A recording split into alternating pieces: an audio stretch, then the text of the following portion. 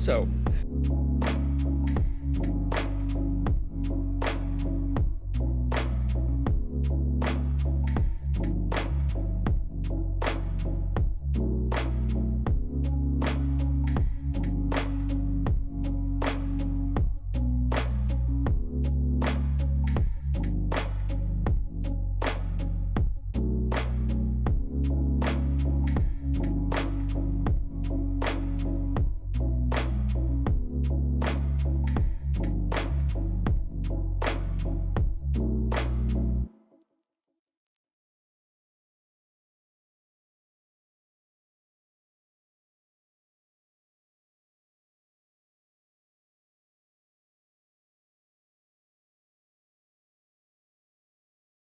since our old pal Jeffy E. Is back in the news recently, turns out he was a lone wolf sex trafficker with no clients. And the real killer is depression. Um, I figured it would be appropriate, or I guess in many ways very inappropriate and tasteless, to go over one of the funnier sides of his whole thing. So, something about the sex offender registry is that you are required by law to disclose any social media account that you may have. And because Epstein was, in fact, a sex offender, this may be news to some of you, um, we get to see most of his socials. Social media includes Spotify. And let me tell you, his playlists, there are many words to describe them. So let's look through them. He was a man of exceptionally poor taste. So, one thing I would like to say just off the bat is that from looking at these, and especially just the names, really, of these playlists, it is clear that I don't think he was the brains of this operation. Let me pull up this link. So what you see here is his Spotify account, JEE Vacation. Many of these are now scrubbed, including the infamous Me Likey now, but let's take a look at Exercise. Spelled incorrectly, too many C's. So, his taste, let's just go through artist by artist. Um, First song, Pitbull, Afrojack, Neo, and Nair, the song Give Me Everything. Then Tiesto, Tiesto, Tiesto, Tiesto, Tiesto, Tiesto, Tiesto, Tiesto, Tiesto, Ladytron, Ladytron, Tiesto, Tiesto, Tiesto, Tiesto, Tiesto, Tiesto, Tiesto, Tiesto, Tiesto, Tiesto, Tiesto, Tiesto, Tribute Megastars, Tiesto, Tiesto, Symphony Number 3 in E flat major by Ludwig van Beethoven, Tiesto, Tiesto, Party Rock Anthem by LMFAO, Better Off Alone, a cover version from Dance Anthem, Jump for My Love, the Pointer Sisters, It's Raining Men, Party Girls, Disco Inferno by the Tramps, You Spin Me Right Round Like a Record by Dead or Alive, Call Me by Blondie, It's My Life, I believe that's also a cover. He can't even find the right version of these songs on Spotify. We found Love in a Hopeless Place, Rihanna and Calvin Harris, Good Feeling by Flo Rida. It's beginning to look a lot like Christmas, and All I Want for Christmas Is You, both by Michael Bublé. Rolling in the Deep, Adele. Without You, David Guetta and Usher. White Christmas with Shania Twain, Michael Bublé. Party Rock Anthem again. All I Want for Christmas Is You, Mariah Carey. Sexy and I Know It, LMFAO. Two Drake songs, It Girl by Jason Derulo. Silent Night by Michael Bublé. Moves Like Jagger, Maroon 5. Over My Dead Body, Drake. I'll Be Home for... What is with the fucking Christmas songs? Just out of order. First of the Year, Equinox by Skrillex. Ave Maria, Michael Bublé. Fun, We Are Young. Sexy and I Know It Again. Midnight City, M83. That's a good song.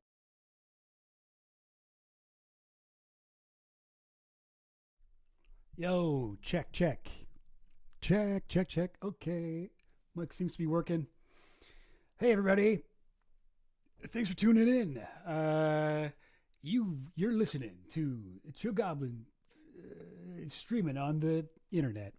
I used to stream like quite frequently, but I was never the guy that was actually in control of the OBS. So please let me know if this is fucking up or if the sound quality is off or if I need to fix something. Try my best over here. What's up, everybody in the chat? Yo, check this out. I got some little tricks up my sleeve. Boom. I personally want to say I'm really glad Chill Goblin decided to personally release the Epstein client list, and I'm looking forward to seeing it in this stream. Yeah, okay. Yes, you're welcome, John Casey. Indeed, that is kind of what I'm trying to do over here. That is kind of what this stream is, oddly enough. Also, yo, you see that shit? I got this. These things. I figured out how to get a comment to pop up. I'm like pretty proud of myself. And if you've got a, is it left ear audio only? Okay. That's a problem. I'm monophonic. Oh God. Okay. Don't panic. I'm sure this will be easy to fix. Make it louder. Okay, I can make myself louder. Okay, how's this? I mean, this I'm in the red for my I'm in the red in OBS, but in my streaming stuff. Okay, you know what? Just give me a second here, guys. We'll figure this out. Make it louder. Okay, so put it on mute. We don't need to hear about the Epstein list. Oh, geez. Okay. All right, hang on. Audio input capture. Well, there's no options for that. Okay. Guys, just bear with me. Here. I will figure this out. Left ear audio OBS. Fix. I don't know, guys. Jeez. I watched so many YouTube tutorials. Okay. Seems like this is a common problem. Oh, okay. Right click on the gear of your audio source. I'm just going to narrate out loud what I'm doing. Would it be fun if I show you guys what I'm looking at here?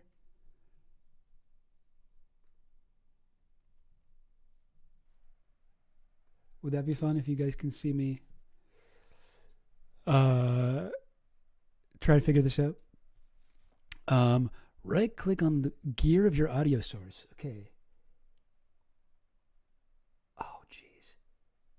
I don't see a gear. This is from 2018. Okay, that explains why that's not useful. Wait, okay, we got okay, a lot of this is from a while ago. Does anyone know? Sorry, listen, I'm sort of panicking because I got you guys in the chat. You know, you guys are watching. This doesn't seem very entertaining.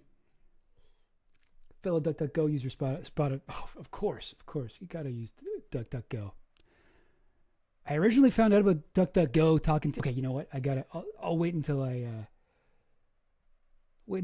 fix the audio before I start monologuing. Okay, this one's from 2023.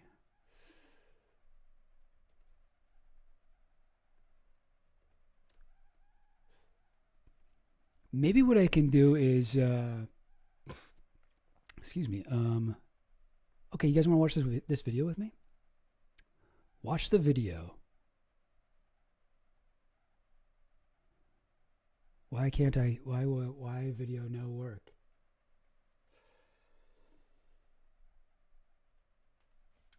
Yeah, no, I think that the issue is the deep state. Hang on.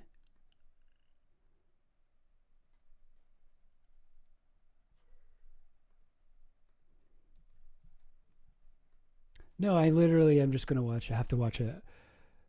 2 years ago, is that might be 3 years. 11 months. No, it's not specific enough. Let's just watch right here. What's up? I'm Troubleshoot. Welcome back to another video. In this quick guide, I'll be showing you how to fix OBS Studio when your microphone is only reporting as mono. If I pull across OBS Studio here, you can see that at the very bottom here, under Audio Mixer, we have Mic Aux. This is the name of my microphone that's currently plugged in, and it moves whenever I speak. So all I need to do is click the three dots next to it, then choose Advanced. Wait, the three dots. Oh, I see it. Okay, because it was looking for... Okay, then what do I do? Audio Properties. Properties, of course. Properties. Oh, but I'm not getting any options here. And inside of here, simply make sure that mono is ticked next. No, mine only has like nothing. I got like no. Oh wait, okay. Enable down mixing. Wait, did that do anything? Check. Did that? I don't know if that helped. Sorry, I'm going to read your guys' comments. I'm sure somebody solved the problem already. Check your right channel. There's a way to switch to mono mixing. Could always flip the cable around. Radiophonic. Video audio is probably close to double yours. Really? That ain't good. Okay. Well, let me just turn myself up. I mean, it's telling me that's like way in the red. Video is absurdly loud.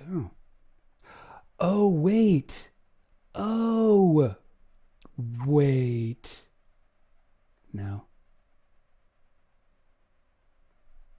You know what? Okay. Okay, check. Yeah.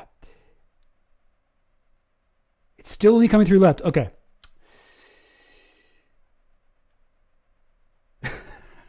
I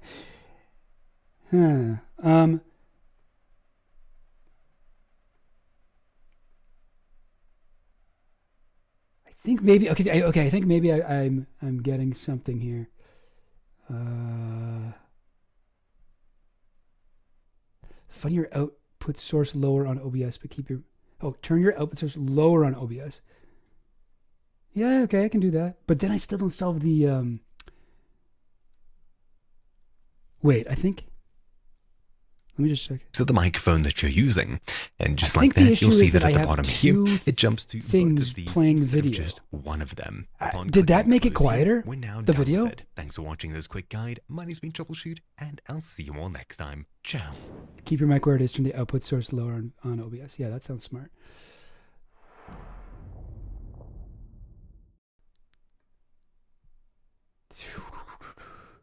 Advanced audio properties. Oh, that's what I'm looking for. Audio input capture. Oh, mono. Did that fix it? Check. Hey. I think that maybe fixed it. Yes?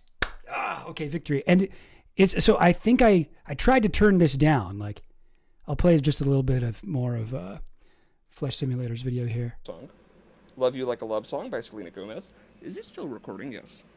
How's that? Holocene. It seems like we're, I mean, like, I don't know. Just looking at our like, respective things, looks like we're speaking the same volume. We're good? Oh, beautiful. Okay, amazing. Yeah. Sorry, I'm so glad that wasn't as big of a nightmare as I thought it was going to be. Okay. All right, now we've got the audio thing figured out. Yeah, someone, I don't recall who, but someone noticed that I'm using DuckDuckGo. I started using this, I mean, this isn't why I started using it, but the first time I heard about DuckDuckGo was talking to QAnon people, because they'll always say, have you heard of this thing? Like, have you heard about Pizzagate or Frazzle Drip or like, Clinton, whatever, like kill counts? And they'll always say, yeah, just look it up. But look it up on DuckDuckGo. Don't use Google, because Google will like suppress stuff. And it's kind of true. Like DuckDuckGo is like better for finding certain things. And my last few videos, and my next video that I've been doing research on are sort of like a little bit pilled, a little bit conspiracy theory brained, and I just find DuckDuckGo better for finding certain things. You can turn the video up maybe 20-40%. Okay, sure.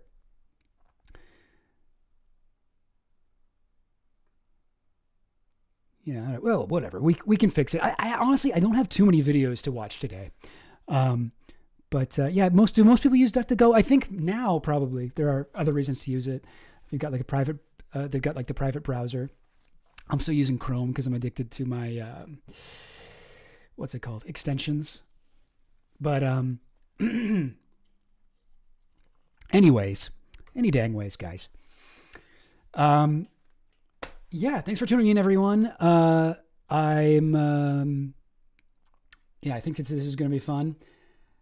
I've started it, by the way, a second channel called Extra Chill Goblin. Get it? Because it's like a double meaning because it's like extra chill. Or no, sorry. Yeah, well, that's one of them. So it's like Extra Chill Goblin, but it's also Extra Chill Goblin because I ain't gonna work very hard on these videos. And I think I'm probably gonna, at least I'm gonna try to potentially, what's it called? I'm trying to find the. Excuse me. Here it is. The link to my new channel. Here you go. Extra Chill Goblin if you want to follow me there. Nothing up yet, but if you want to buy stock now, you can. Sorry, people. Wait, and gone? Wait, sorry. What? Man, I gotta get better at reading the chat here. Been using DuckDuckGo. I learned about DuckDuckGo from r/drugs. Yeah, that sounds about right. DuckDuckGo. Oh, you've been converted. Oh, okay, so for longer things, maybe I gotta move this up a bit. Literally, as soon as I got a computer, I asked my tech nerd friend what browser to use. I was considering Firefox, and they said DuckDuckGo, and I've low-key been converted. Neko Arc, yeah, well, hey, that's how it goes sometimes. Edge browser with custom imported extensions. Yep, that sounds cool. Yay, first 50 subs. Yeah, that's what I'm saying. You can get in on the ground floor of this. We're all gonna get rich. I don't know, somehow. But guys, I don't know. Should we just get into it? I don't know. How many people I got watching? Oh, 130? Damn, that's crazy. Okay, no wonder I haven't been able to follow the chat. Thanks so much for watching, everybody. Yeah, I feel like this is more than enough to like get into my stuff. So, all right, let me tell you what I'm like, what I'm trying to do here. I guess I should have gone to Goblin only. So I might have to readjust things for each thing. Like when I switched the stage, did it go back to the audio is weird again, or advanced audio properties? Oh no, it should still be mono. All right. What's going on? Secret Asian Dan. That's hilarious. What a great name. List me, baby. What does that mean? Giving you a number.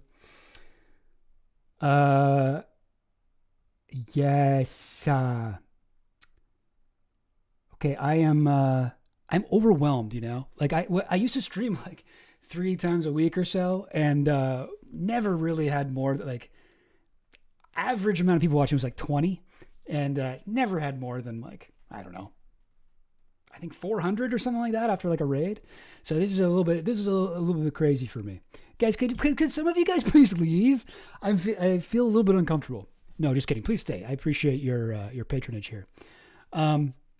So here's what's up with me. I'm as you may have noticed if you're watching my channel videos, if not, no worries. That's not mandatory to watch this.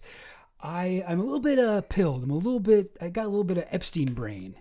Once you start researching like Jeffrey Epstein, it's like very addicting, right? Like people call this a rabbit hole, you know, like the stereotypical, like, Charlie Day pointing at his big conspiracy board, tying red string to a bulletin board, making all these connections. Like, it's a joke and we laugh about it, but this can easily happen to you if you start getting into conspiracy theories.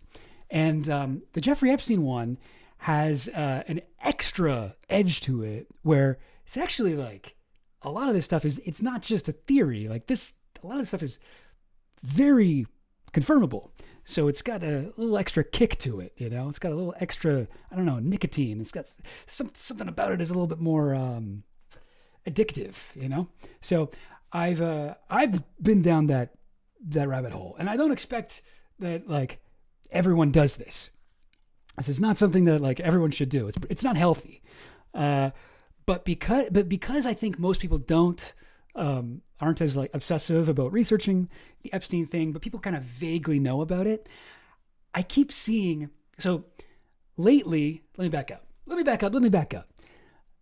A few weeks ago, I guess it was a couple months ago now, Elon Musk tweeted out something about, hey, guess what, everybody? Donald Trump's on the Epstein list. Everybody freaked out for a little while. Then, a couple weeks ago, we had Pam Bondi say that she had the Epstein list sitting on her desk. And then people got really interested in that. And then all of a sudden, the FBI goes, nah, there's no Epstein list, and he definitely killed himself. And then we had the video of Trump saying, why are we still talking about Epstein? Why are we still talking about Epstein? It's over. Get over it. That's so 2018, It's like he was really like, I don't know, trying to act like, stop trying to make Epstein happen sort of thing. Bizarre behavior.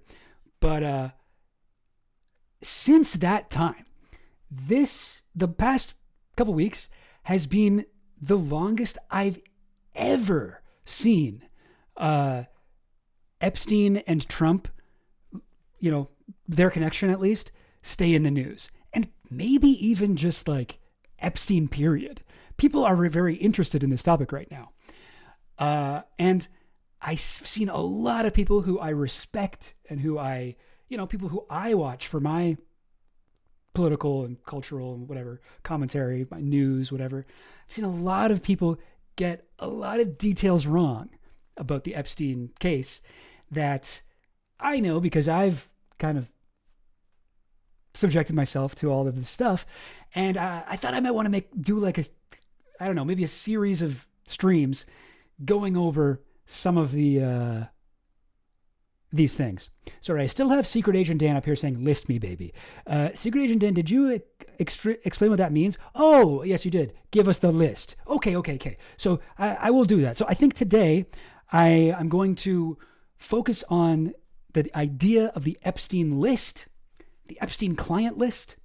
And if we have time, I want to get into Epstein killed himself too.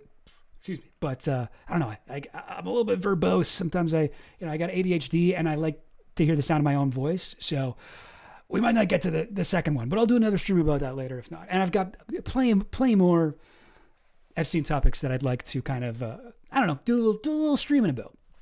So, let me just take a second here before we get in. I want to read some of these messages in the chat here. Hi, big fan, I'll leave. Yeah, thanks, Slug Reads. That makes me feel a lot better. Honestly, if you're a huge fan of me, like that's even more pressure. So,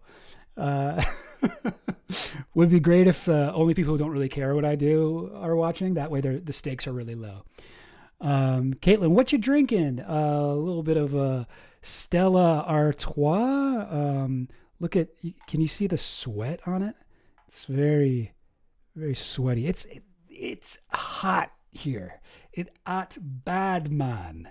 It's hot bad, man. I can't do this. I'll check back in when I can put you on 2x speed. Yeah, that is completely fair. I've never believed in conspiracies, but Trump and his cronies are working hard to prove me wrong. Yeah.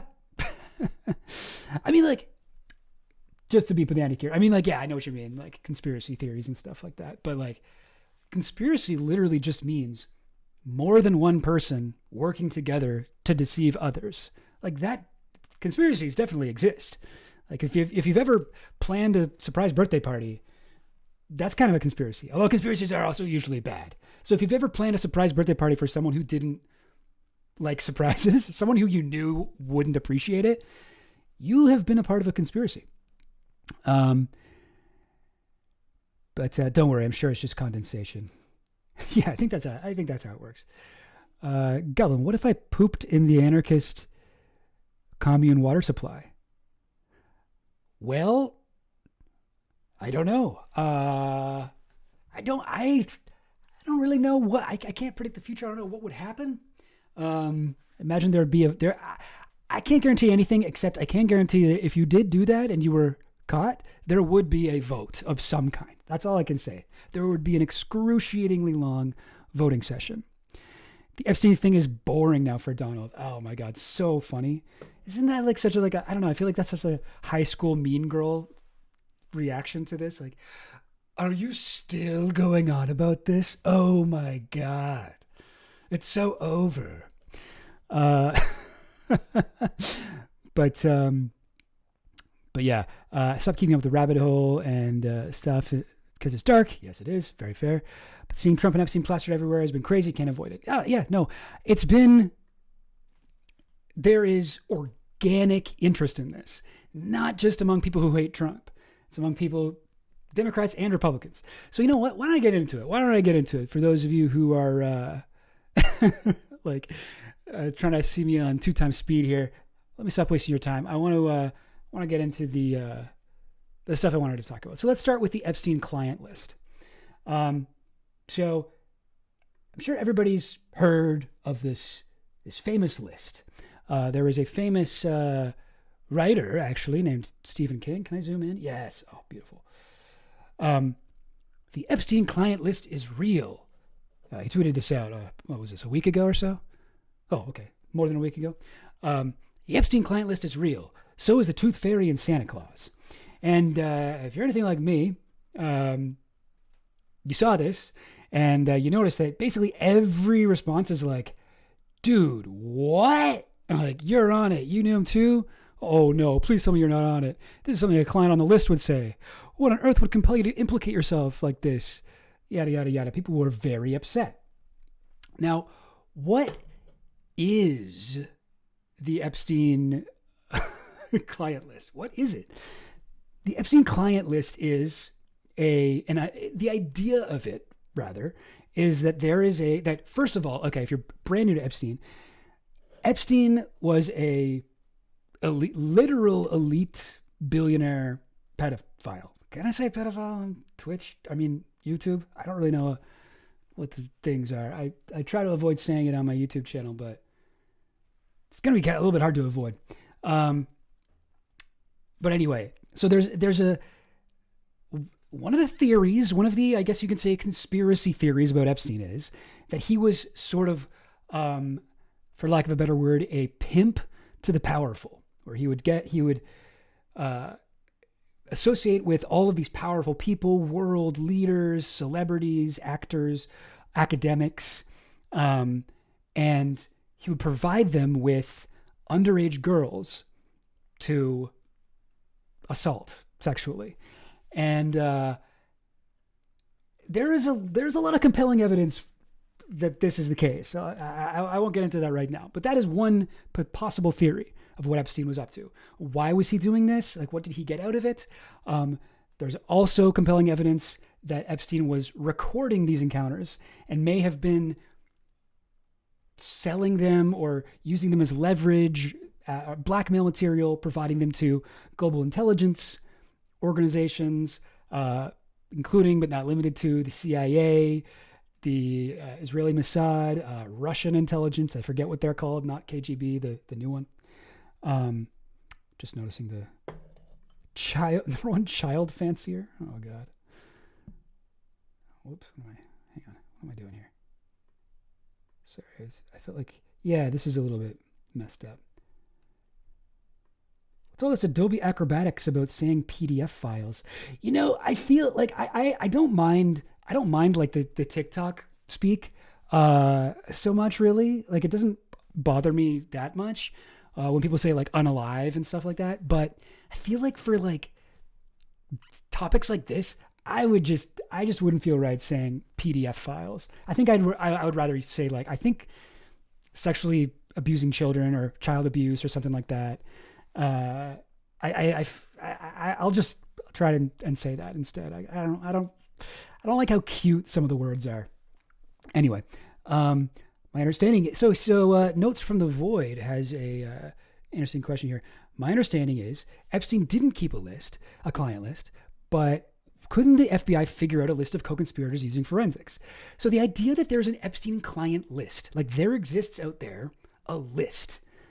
Epstein kept a laminated list in his wallet that was like, you know, in case of emergency, like top secret, do not read unless you're me. Like in case of emergency, please provide to all newspaper outlets or whatever, a list of all of his clients. These are people I trafficked children to.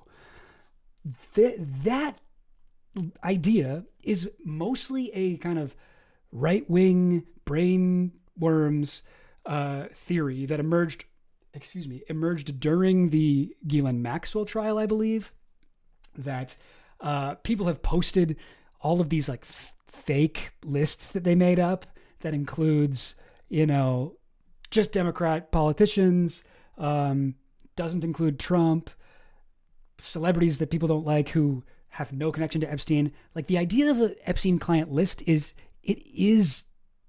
fake. It is like a meme more than it is something that we have actual evidence for. And I've noticed that this time, now that people are saying, well, Musk tweeted out Trump's name is in the Epstein files. Now there are Epstein files. Like there actually are Epstein files, and there are Epstein files, and you know we know about this, but the idea that there's a list is not quite true. But what I've noticed people saying online, especially people on the left, is they've sort of started to redefine Epstein list to be like not an actual list that they would find like taped up on the wall next to his bed or something like that. Dear Diary or something like in his notes. Here's everyone I'm trafficking kids to. It's more, so it's becoming redefined to mean like, okay, but you could make like I even noticed it on this thing where was it? Okay, yeah, this guy, Evan Loves Wharf, says, "Come on, dude. Clearly, Epstein had clients who could be compiled into a list." So that's actually like a reasonable version of what people might mean when they say Epstein list, Epstein client list. We could make one. We could make one ourselves based on the evidence that we have. And so I thought, why don't we do that? I feel like that could be a fun little thing. We could make our own our own list of Epstein clients. So let me see.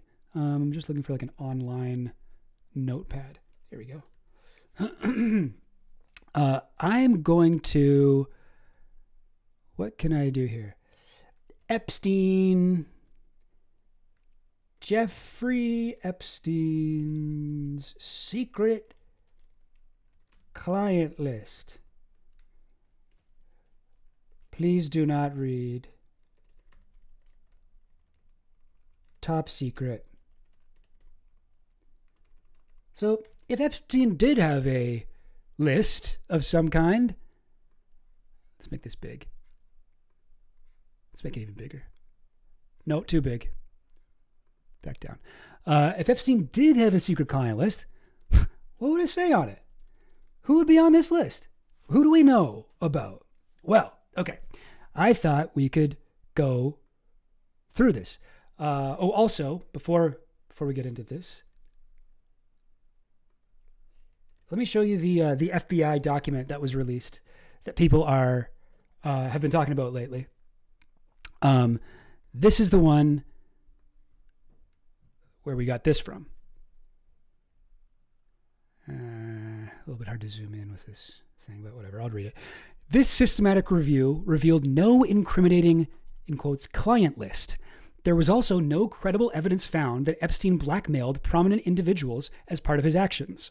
We did not uncover evidence that could predicate an investigation against uncharged third parties. So, this is what pissed people off. Because the FBI does have like tons of files, tons and tons and tons of files on Epstein that we haven't seen yet. They have a lot of things that presumably would be more evidence for us to potentially create our own little client list. But in this is what they told us, and we checked everything, and no, there's no client list. There's no proof of anything. They also mentioned the files relating to Epstein include a large volume of images of Epstein, images and videos of victims who are either minors or appear to be minors, and over 10,000 downloaded videos and images of illegal, I think I can say this, child sex abuse material and other pornography. Teams of agents, analysts, attorneys, and privacy and civil liberties experts combed through the digital and documentary evidence with the aim of providing as much information as possible to the public while simultaneously protecting victims. Much of the material is subject to court-ordered sealing. Now, if you're unaware of this aspect of the case, in Epstein's I think it was his New York home, they found DVDs that were labeled redacted name plus redacted girl's name and then like an age that would be like 14 or something like that. Like they found these DVDs and there were cameras in every room, all these bedrooms, all bathrooms, massage rooms. So we've been assuming that these DVDs would have proof of whoever it was that was a client, I guess we could say, of Epstein's. Doesn't seem to really, this paragraph here, like, yes, we have images of just Epstein and these young girls. It's just him. He was just recording himself. He was just that narcissistic that he would do such a thing. And I guess, I feel like that is them acknowledging what people have been wondering about, but I'm not so sure. So let's look at, first of all, let's look at the proof that there was at least clients. I think this one is maybe the quickest way I can show you. Yeah, there was probably clients. So, Jess Staley.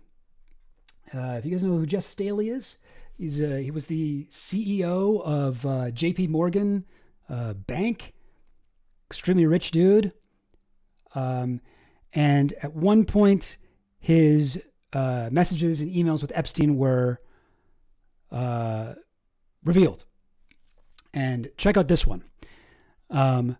Cryptic messages. And let me just zoom in for you guys. This is a little bit hard to read. Hang on. I think I might need both hands for this. There we go. Okay.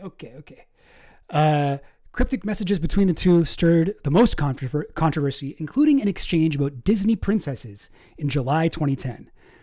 So Staley writes to Epstein, "That was fun. Say hi to Snow White."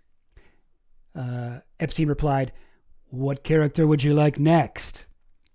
Staley replied, "Beauty and the Beast." Epstein replied, "Well, one side is available."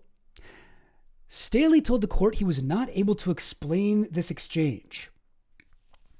Now, you guys remember like Pizzagate, when there was the whole idea was that like these pedophiles are talking in code. They're using like when they talk about let's get pizza, they really mean let's get a young girl. And like that was like I think most of us know that that's very silly and dumb. That's not what people are talking about when they wrote pizza in these emails. Maybe I shouldn't say that. I guess it's maybe I shouldn't say even that I know that for a fact, but that's my impression of Pizzagate. But this is actual elite, pedophiles speaking in code. This is them using a code. Oh no, my camera just cut out. Oh, it's back. All right, weird. And I feel like it's extremely obvious what they might have been talking about here. That was fun. Say hi to Snow White. Oh, Beauty and the Beast. Well, one side is available. If you know what I mean. Like super lame, super stupid. And then he's like, when he was asked by the court about this, he was like, I don't remember what I meant by that. Like just a weak response.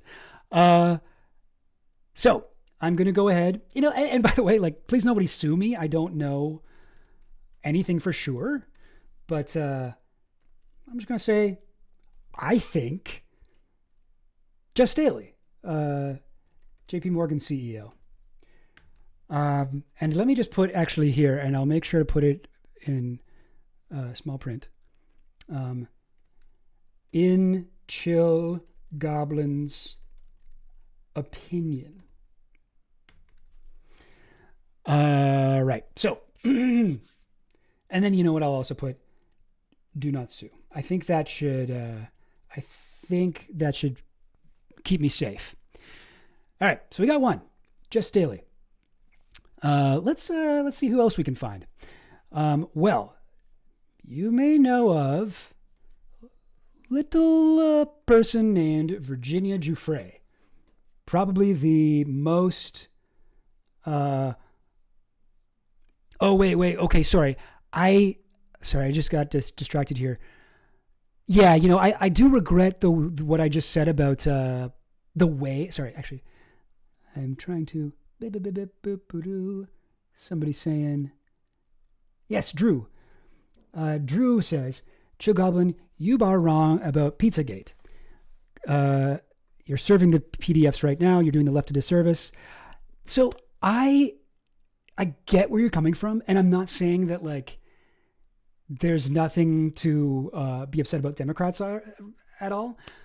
And this is just my opinion, but I don't think that the idea that the Democrats were using code, pizza, food-related code in their emails has any merit to it. I'd be happy to get into this more, but I feel like that would be too much of a tangent. But don't worry, I am not, as we'll discover as we go more through this list, I'm not saying that there aren't a bunch of Democrat child molesters. Let's just put it like that for now. But you're wrong. Really you think about the food as code idea? Okay. Well, you know what? I'd be happy to discuss more another time. And actually, like, spoiler alert, my next video is about Pizzagate. So I will get into it more. So yeah, I'd be happy to like maybe do a stream, or if you want to like whatever, message me on Twitter and give me some info. Hey, my thing conked out again. Why?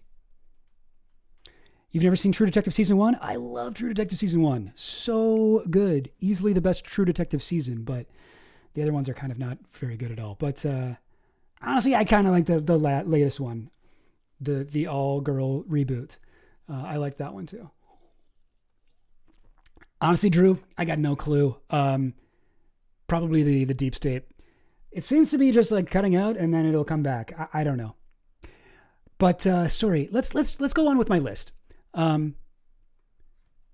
got more people to show you. What was I looking for? Oh, yes. Virginia Giuffre. So, if you go on this website, Court Listener, this website has every like document related to the Epstein case.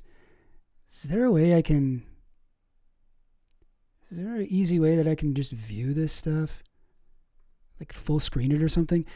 My conspiracy theory is that someone has made this, I'll just take that, that very nice, and Drew, thank you for being like nice to me as you disagree. I appreciate that too. This friggin' website, Court Listener, is so hard to navigate.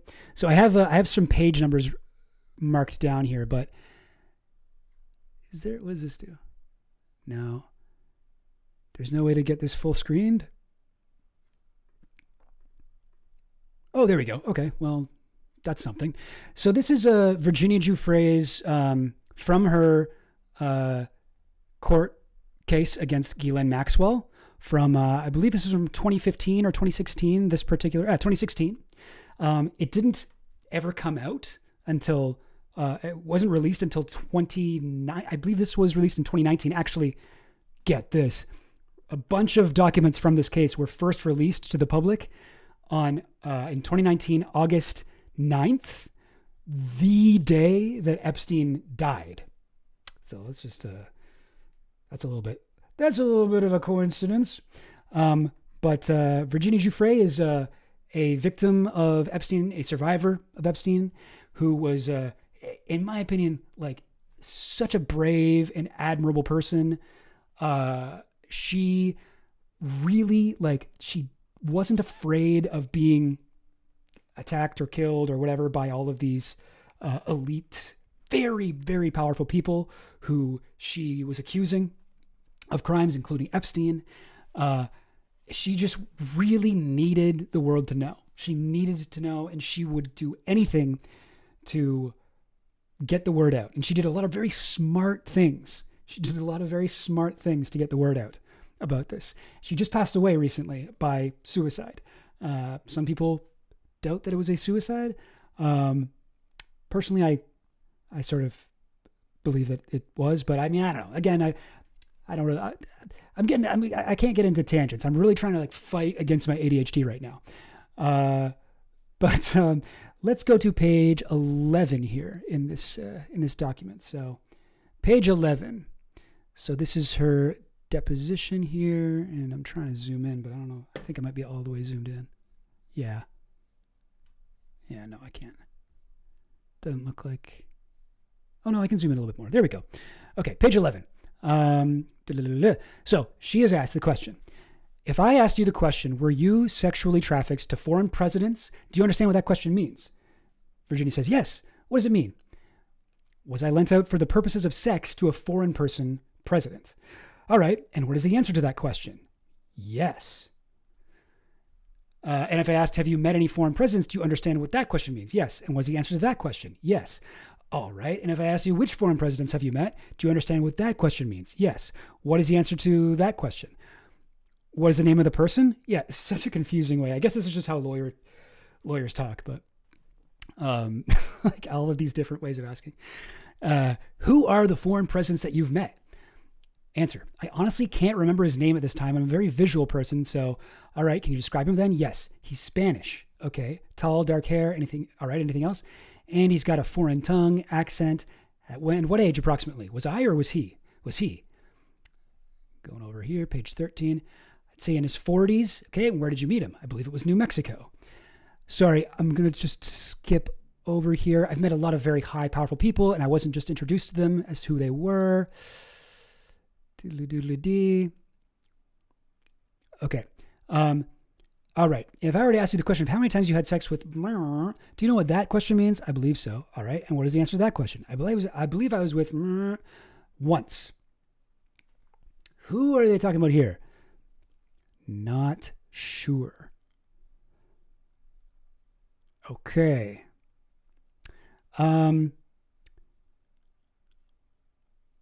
So I guess this is all right. I thought that the name here was Ehud Barak. Sorry, I should have checked this before. Was there one that was unredacted? I thought the name was Ehud Barak, the Israeli prime minister, who remained very close friends with Virginia. Sorry, not with Virginia, with am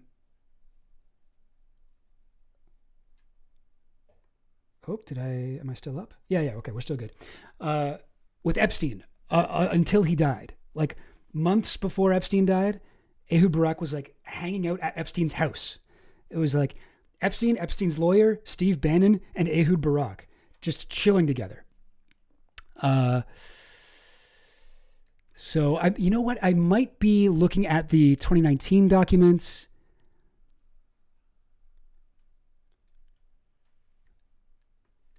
Is this going to have it? Sorry, guys. I thought I had it. But okay, here we go. Giuffre has also alleged, and this is from a court filing. This is from the Virginia versus Alan Dershowitz court case. Virginia has also alleged that she was forced to have sex with former Israeli Prime Minister Ehud Barak, former New Mexico Governor Bill Richardson. Okay, here we go. You know what? This will be quicker than going through all of those things, because these are the names that were in that document I was trying to show you guys.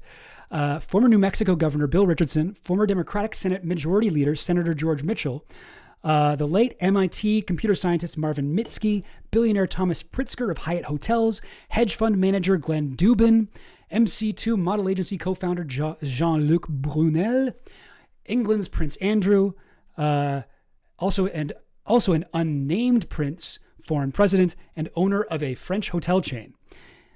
Okay, so that just probably saved me an hour of time going through Virginia's stuff. Let's just go with this for now. We're trying to make a list. I'm going to assume that everything is good there. Sorry, where's my Epstein list?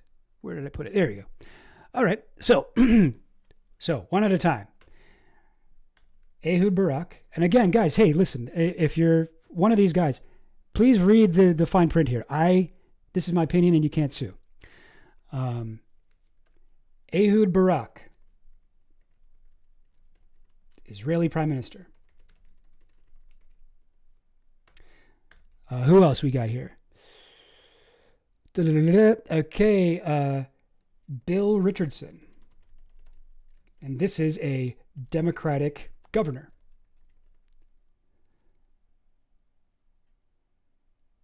From New Mexico. And then we've got a senator, Democratic Senator, George Mitchell.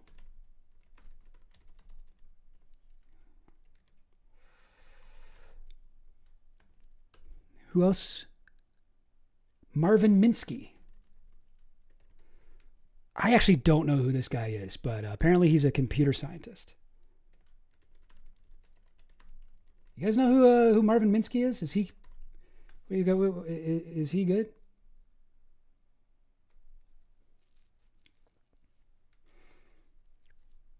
No idea. Oh, Thomas Pritzker. Thomas Pritzker. Diddly-doo. How do you spell his name? Kerr.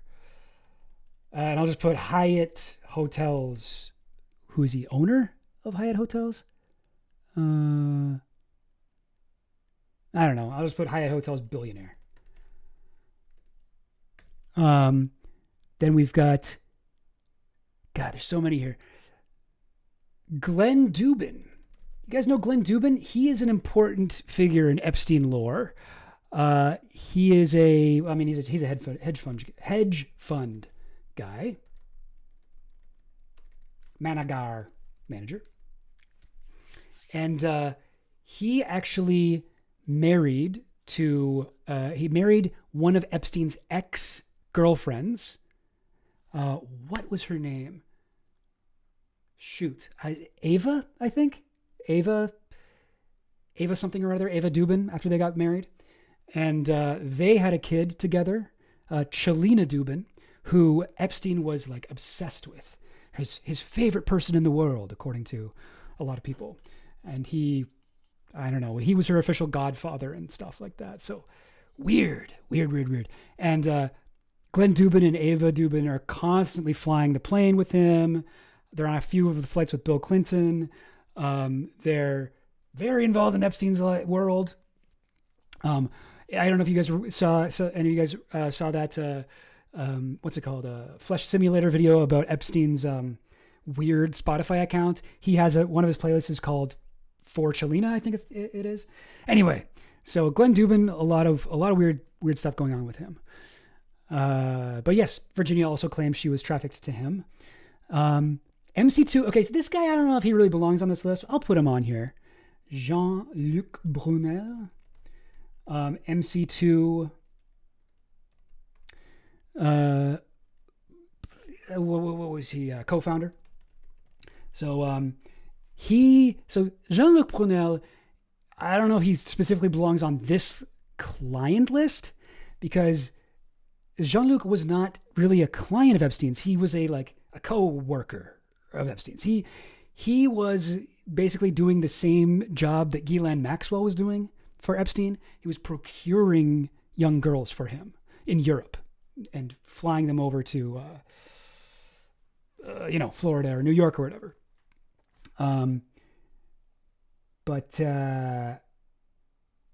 He is he's an interesting character. So I don't know if people really know about him. He, though, so you often hear like, the only people who have ever been arrested for Epstein's crimes are Epstein and Ghislaine Maxwell. Well, that's not quite true. Jean-Luc Brunel was also arrested for these crimes, and he also committed suicide in prison, just like Epstein possibly did. But I mean, it is true to say Ghislaine Maxwell is the only person currently, facing justice. As you could argue that, I got a fly in the room. You could argue that, these guys escaped it. So, I mean, like, should we include Jean-Luc on here? I mean, if we do include him, I feel like we should include Ghislaine Maxwell. But it's just like, I don't really think those guys are clients. You know what I mean? I'm going to make an executive decision here. I'm going to keep him on, and I'm going to put Ghislaine Maxwell on here. Like, whatever. Let's just make this list longer. And I'll just say madam. And actually, I'll have a separate section for them. We'll call them Epstein. I don't know. What do you call this sort of staff? Epstein conspiracy staff members. All right, let's go with that. I feel okay about that. Now I do have all of these guys here, everyone except for Jess Daly so far. Like right now, I've only shown you Virginia Giuffre's, accusations. So that isn't maybe like so convincing, I guess.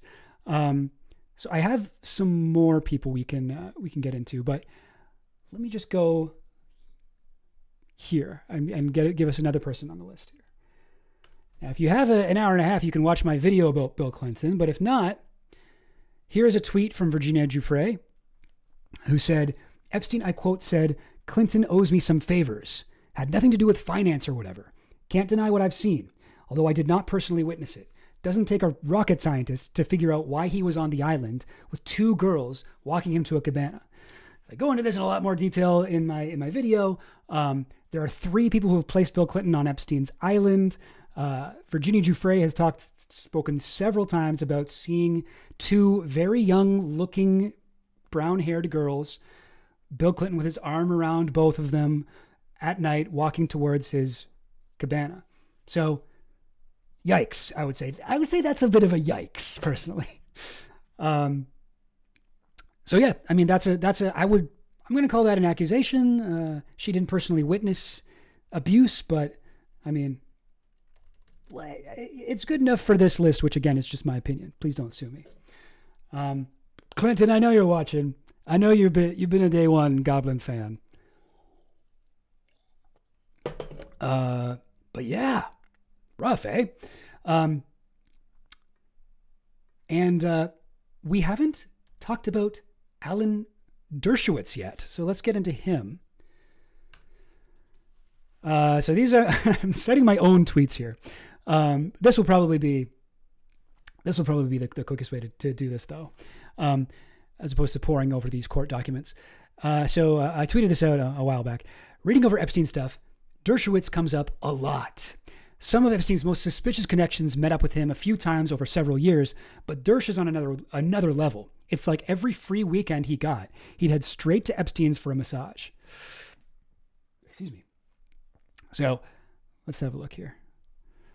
So this was a interview with, I believe, Juan Alessi, or was it Alfredo Rodriguez, one of Epstein's former staff, his like a maid or a cleaner or house manager or somebody from one of his houses.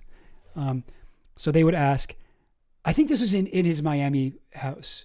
Anyway, when Mr. Dershowitz was visiting, how often did he come? He came pretty often. I would say at least 4 or 5 times a year. And how long would he stay typically? 2-3 days. Did he have massages sometimes when he was there? Yes. A massage was like a treat for everybody. If they want it, we call the massage and they have a massage. And if you're not familiar with the way that Epstein would abuse these girls, his sort of MO was telling them that they were just doing a massage, and then during the massage, elevating it into sexual contact, which over time would turn into intercourse, non-consensual intercourse. And then when he would have clients or, friends of his over, he would say, give this person a massage, give them the same treatment you give me. That was his sort of sneaky way of doing it. So it's very gross, but interesting to hear this statement. A massage was like a treat for everybody. If they want it, we call the massage and they have a massage. And this was another interview with, who was this with? I think this was with Virginia Giuffre. In addition to the people you've already named for me today, were you sexually trafficked to anyone else during your period between 1999 and 2002? Yes. Who else? Virginia says, Alan Dershowitz, Jean Brunel, the obvious people I've already stated, Jeffrey Epstein, obviously, Ghislaine Maxwell, blah, blah, blah, blah, blah. Now, do you have knowledge of Professor Dershowitz having sex with any minor girls other than you claim yourself? Yes, I don't know your names. How do you know that? I witnessed it. Where were you? On an airplane. How many girls? One. So she's saying she saw more than one girl with Alan Dershowitz. Anyways, here's another name for our list. Oh, I forgot to put who Bill Clinton is. What's Bill Clinton? I think he's famous for being a Kamala Harris campaign surrogate. Okay, and who did I just say? Oh, yes, Alan Dershowitz. By the way, you want to see like the best clip ever?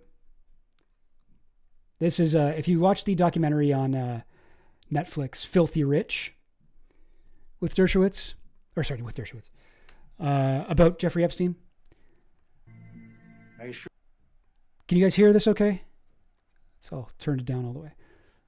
And I'm just checking. I think this shouldn't be too loud, but... I assure you I never had sex with Virginia Roberts. Oh. Let me... Oh, it's gone. Oh, weird. Okay, so I full screened it, but it just disappeared? That's so weird. All right. Yeah, I posted this after I found out she'd passed away. Really sad. R.I.P. R.I.P. to a legend. Sorry, let me start over.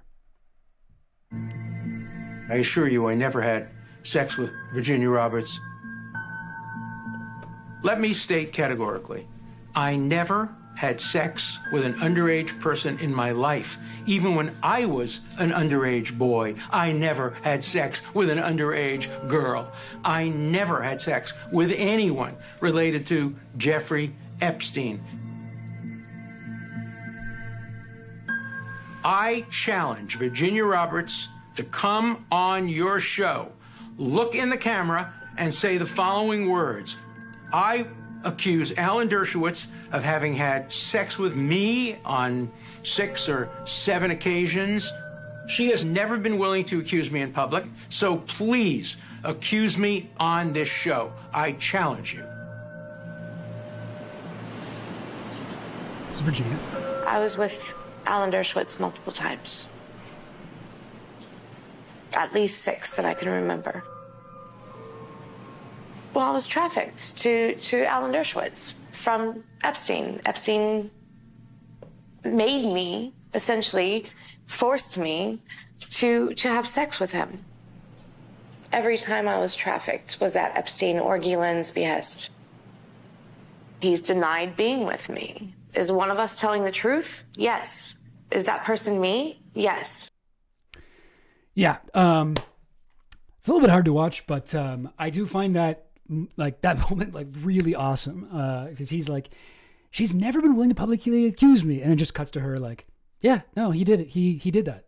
I was trafficked to him multiple times. A lot of whiplash in that clip, showing like one of the worst people on earth, maybe the worst guy, maybe the worst human, maybe the worst existing human, to like one of the best people, in my humble opinion. Excuse me.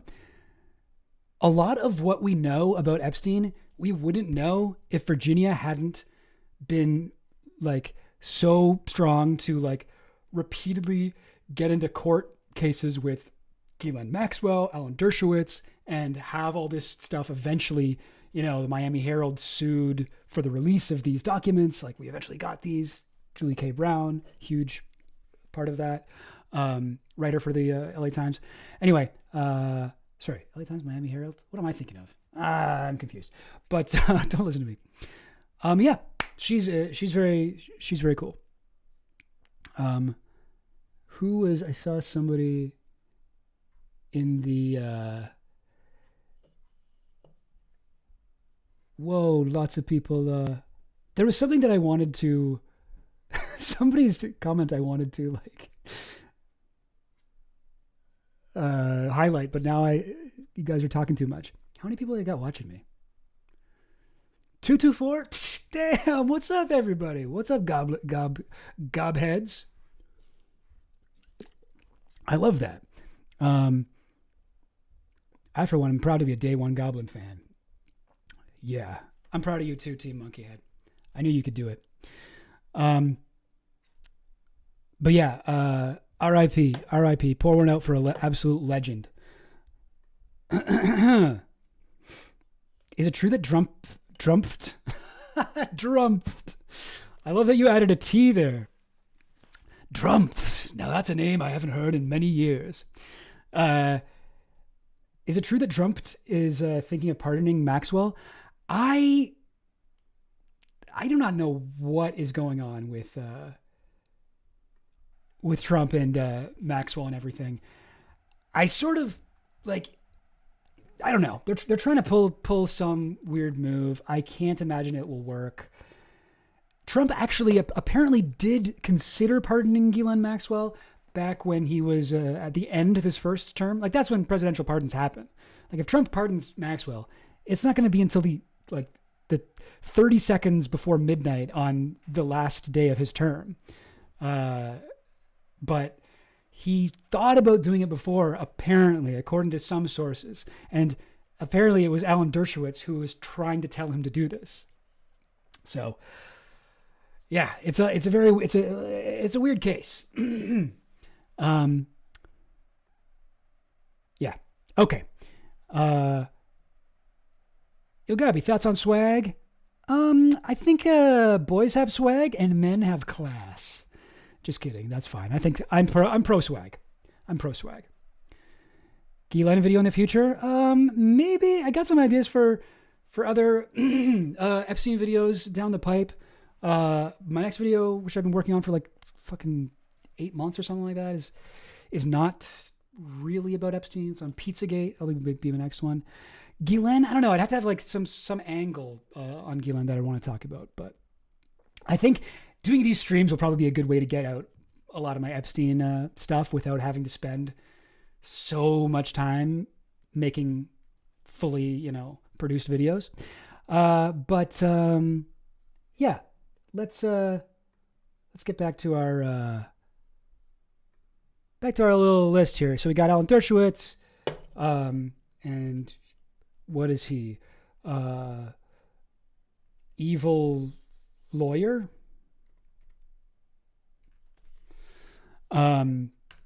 Just a guy who will only defend the worst people on earth and the worst countries on earth. Big Israel's lawyer, Trump's lawyer, Epstein's lawyer, O.J. Simpson's lawyer. This is his whole thing. Let's get. How long did it take you to? Sorry, it's hard. I do want to respond to everything in the chat, but how long did it take you to make the Epstein videos? Long ass time. Take a lot of research, and then I have high standards for myself on the visuals and the animations and everything. So it takes me way too long. I really want to get into a much quicker production schedule, but we'll see. Hopefully my extra chill goblin will be, I don't know, we'll help with that. As a real question, how does one even try? Oh, Lucas, I had a really good friend of mine named Lucas, who was Polish. I think that's what that Z means in your name. Anyway, as a real question, how does one even try to explain the situation and examples to normies or those unaware? Yeah, it's tough. I think, yeah, that's a really good question. I think that it's getting easier now. I think that now that this has sort of become like a normie lib thing, you know, like this has become like almost like the new, Trump keeps saying this is the new Russia, the Russia hoax or whatever, Russiagate. This is basically the new Russiagate. This is the new thing that libs are into now. Like you see like Colbert making jokes about it and like all of these kind of lib, whatever, normies. So I think that Epstein is getting a little bit more, it's like people aren't just like, that's just conspiracy bullshit, dude, come on, which has been the response for a long time. But yeah, I mean, I don't know, maybe you guys have a suggestion. There's a Sammy Obeid's List comedy routine, apparently. I haven't seen that. That sounds cool. Throw a link in the chat if you can. I'd be down to watch that on stream in a second. But yeah, I had explained to my mom that Bill Clinton was involved. Yeah, that's a rough one. It's tough. It's tough. I honestly don't know what the official strategy is. Anyways, if you're new here, if you're just starting to figure out what's going on, I am compiling a list of people who were clients of Epstein's according to some evidence, whether that's their own texts, like in Jeff Staley's case, or in, I think, all these other cases, accusations from people who were survivors of Epstein's. All right. Okay. That's enough of a distraction here. I did also want to, we talked already about, oh wait, did we? I guess I didn't put him down here, but there's also another guy that you guys might know of who was accused by Virginia. Prince Andrew, the royal prince himself. This is a photograph of Virginia Giuffre when she was 17 years old, and Prince Andrew of the monarchy, of monarch fame, the Queen's favorite son. Prince Andrew was Queen Elizabeth's favorite son. Isn't that messed up? Yeah. I mean, you know, he was below, he's this, anyway, this guy hasn't faced any justice, but, here he is with 17-year-old Virginia Giuffre. Virginia tried really hard to get the word out about this dude, was failing to. She ended up being like interviewed by a bunch of like, by the Daily Mail, a British like garbage tabloid kind of whatever paper, I guess. Not a very reputable source, but she was able to get this published here and in, I think it's Radar Online, this U.S. tabloid by David Pecker. Just like the sketchiest things imaginable, because mainstream publications would not touch this because she was also saying shit about American politicians. So, you know, as much as I like to shit on the Daily Mail, we wouldn't have a lot of the information that we do have if it wasn't for their reporting on this. When was this? 2011. 2011. This was reported. Crazy. And the full picture, I mean, this isn't even the full picture. Where's the full picture? Did they not put it? Oh, that's interesting. There it is. Okay, they did put it. Because the full picture has Ghislaine Maxwell in there too, who's like a British celebrity. Or, you know, probably was more famous in England. Definitely was more famous in England, at least until, you know, the Epstein stuff started popping off in like 2019. Really insane. So this dude, Prince Andrew, eventually did end up in a lawsuit with Virginia Giuffre. And in this case, this is funny. I got to show you guys this. It's not just Virginia's word that we have for this. So Prince Andrew, during this sort of, what's this? Access information on a device.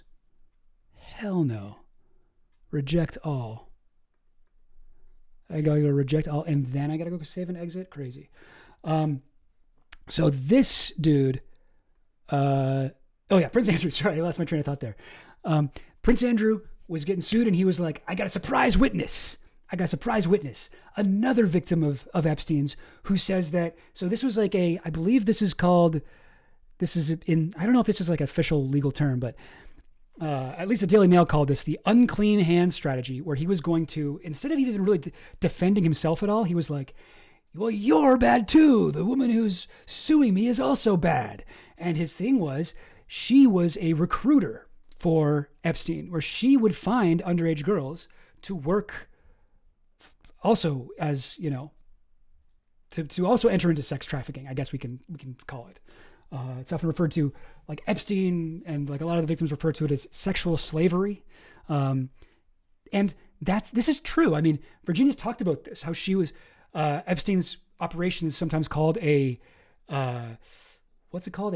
Like a sex trafficking pyramid scheme, where they'd recruit one girl and they'd be like, we'll pay you to do these massages, or we'll pay you the same amount to recruit other girls to do massages. And Virginia has talked about being kind of like forced into doing this, and how she wasn't very good at it. And Guylaine would like get frustrated with her because she was very bad at approaching people and what's the word? Like enticing them, luring them, whatever. Anyway, like she's talked about this, but anyway, Prince Andrew found a girl who apparently was, who Virginia Roberts recruited her at 14 and trained her to give sexual massages. So this was his strategy. He was going to use this to go after, Virginia by saying, guess what? She was also a recruiter. She's just as bad as Guylaine.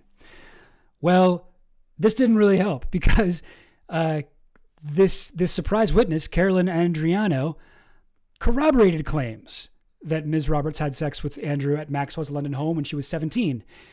And it's like, she also was like, yes, I agree. He did have sex with underage Virginia.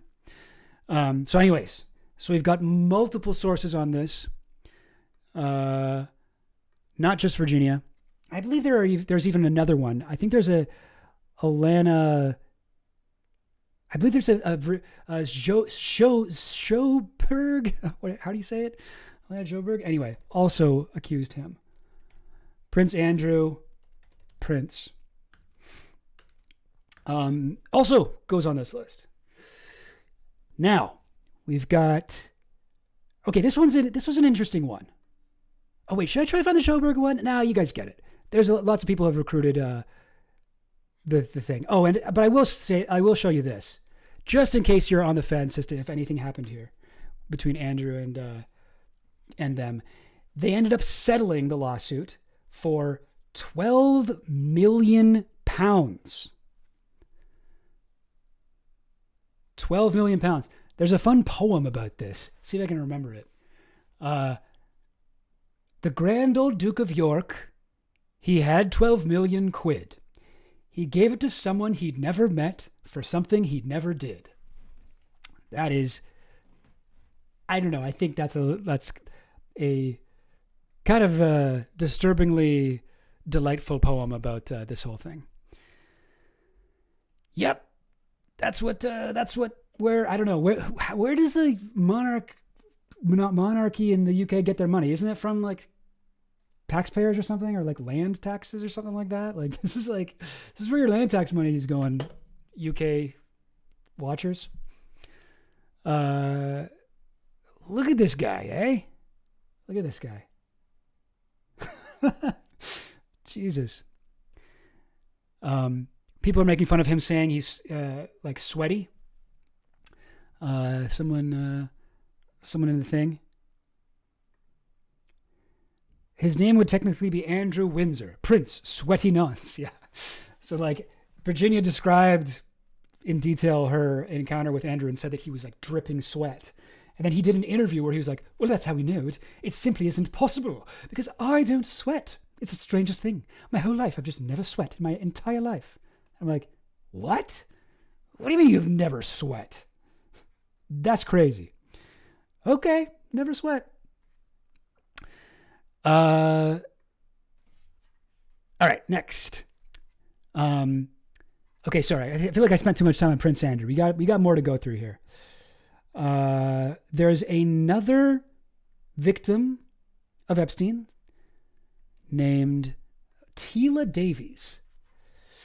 Tila Davies was also a victim of Epstein's. It's 17 years old. And, okay, which page is this on? I wrote this down. 58. Part 58, not page 58. Line 58. Okay. So this is from a court document here. This is from her complaint, I guess. Epstein tried to introduce Tila to his friends and essentially offer her... Oh, I'll try to zoom in here a little bit. Essentially offer her as a sexual object to them. In one instance, Epstein had Tila spend time with a well-known Hollywood producer who then demanded and attempted to engage in abusive sexual behavior.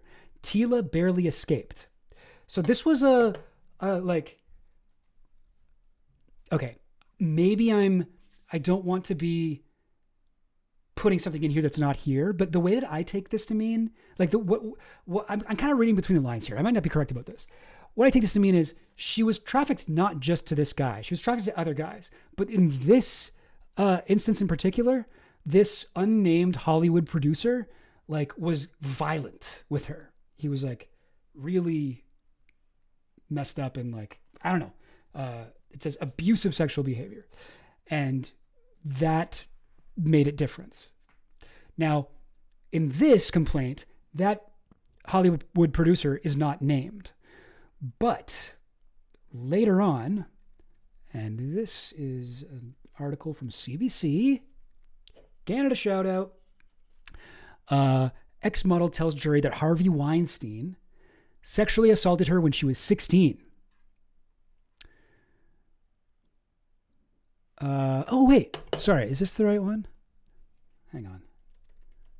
Oh, sorry. Okay. You know what? Wait, is it? I thought that this was... Oh, I guess I have the wrong thing. I thought that there was a thing. Let me try to look it up. Let's try DuckDuckGo. So this was Tila Davies, Weinstein.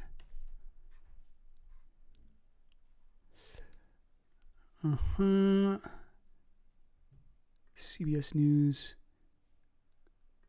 New York Post. Let's see CBS News.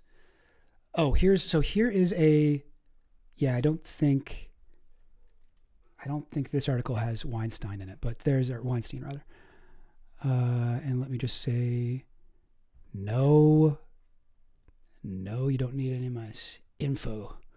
Yeah, so here's Tila Davies with Epstein in photograph. So just so people know, there is evidence that she actually was a victim of Epstein's. This isn't just somebody coming out of nowhere here. You know what? Maybe I'm wrong here. I thought that there was an article or something where she had said that it was Harvey Weinstein, but maybe not. Maybe not. In that case, I'd like to submit an apology to Harvey Weinstein. I almost put him on the list. Let me just put Weinstein in quotes.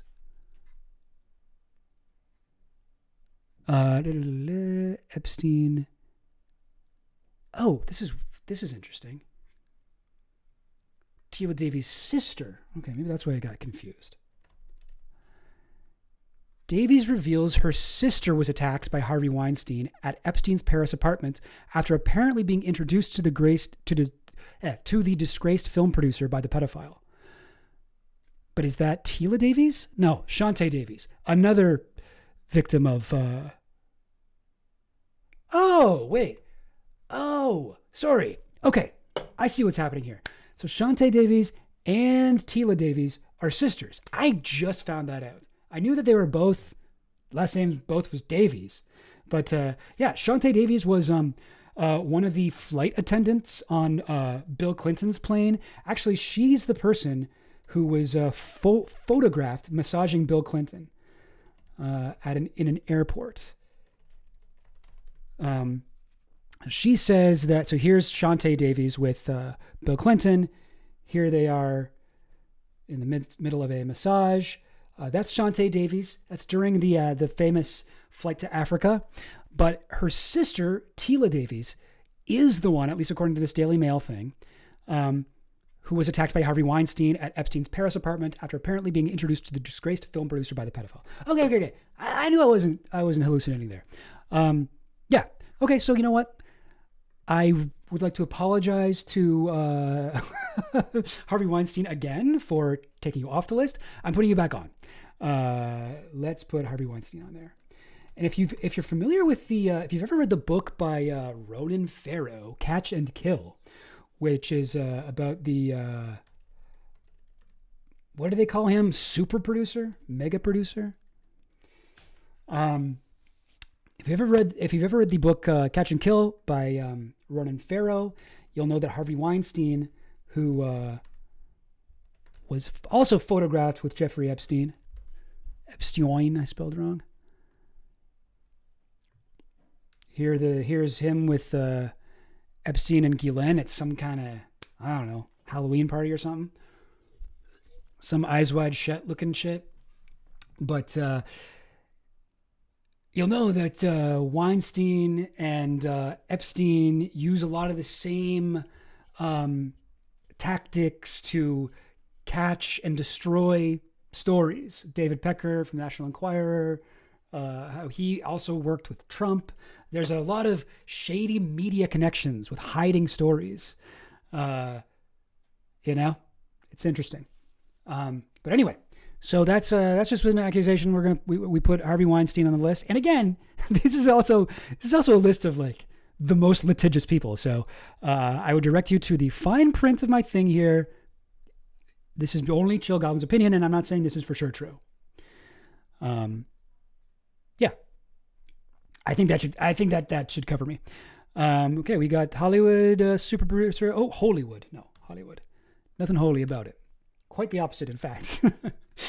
All right. Okay, we're coming along. This is the list. We're getting a bit of a list here, right? Let's see what else. Leon Black. So this was the. This is actually kind of recent. Oh. Continue without supporting us. This is kind of recent. 2024 February. But there had been a lawsuit against this guy Leon Black for many years. I think dating back to 2019. Excuse me. Let me take a sip here. And let me take a little puff. Legally speaking, are you chill? I think so. I don't know. Am I not allowed to say my opinions? I've tried to be very clear that I don't know any of this for sure.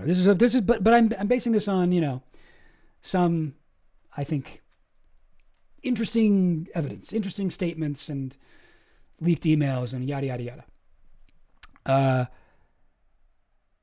So a woman accused billionaire Leon Black of sexually assaulting her decades ago at the Manhattan mansion of disgraced financier and sex offender Jeffrey Epstein has ended her lawsuit. Hey, like a lot of these lawsuits do not end up winning. Like these are, women who have experienced extreme trauma suing the most powerful men on earth. And they're suing people who have a lot of power to just like destroy them financially and emotionally, psychologically, force them to relive their trauma again and again. So this one was dropped, but that's only one person who's suing them. So yes, November 2022, Pearson alleged that Epstein arranged for her in 2002 to give Black a massage for $300. Again, this is his MO. This is basically how everyone says that Epstein would traffic them to other powerful men. She said Black, who was 8 inches taller, weighed more than twice as much. Okay, I won't get into the specifics. It's a little bit traumatic just reading. But where was it? Okay. He is still pursuing a malicious prosecution lawsuit against the Wigdor law firm, which represented Pearson and 2 other women who said Black raped them, which he denies. So there's three women who've accused him of this. Another model, Guzel Ganyeva, and why is it just call her an autistic woman? What? Seriously, Reuters? What's with that? This person gets to be called a former Russian model, and this person, and the other lawsuit was from an autistic woman. I guess that because that's the only thing they know about her. But anyway, those 2 lawsuits are still ongoing. So this whole article is, oh yeah, it turns out that woman, that lawsuit's been dropped. He's fully exonerated. No wrongdoing. No, there's still 2 other people who are trying to make this go through. But yeah, this particular one was dismissed with prejudice, meaning that she's not even allowed to sue him again or recoup any of her costs. Like, suing these guys is pretty tough. Like, these guys have a lot of, these guys have a lot of resources. Let's just leave it at that. But yeah, Leon Black. What?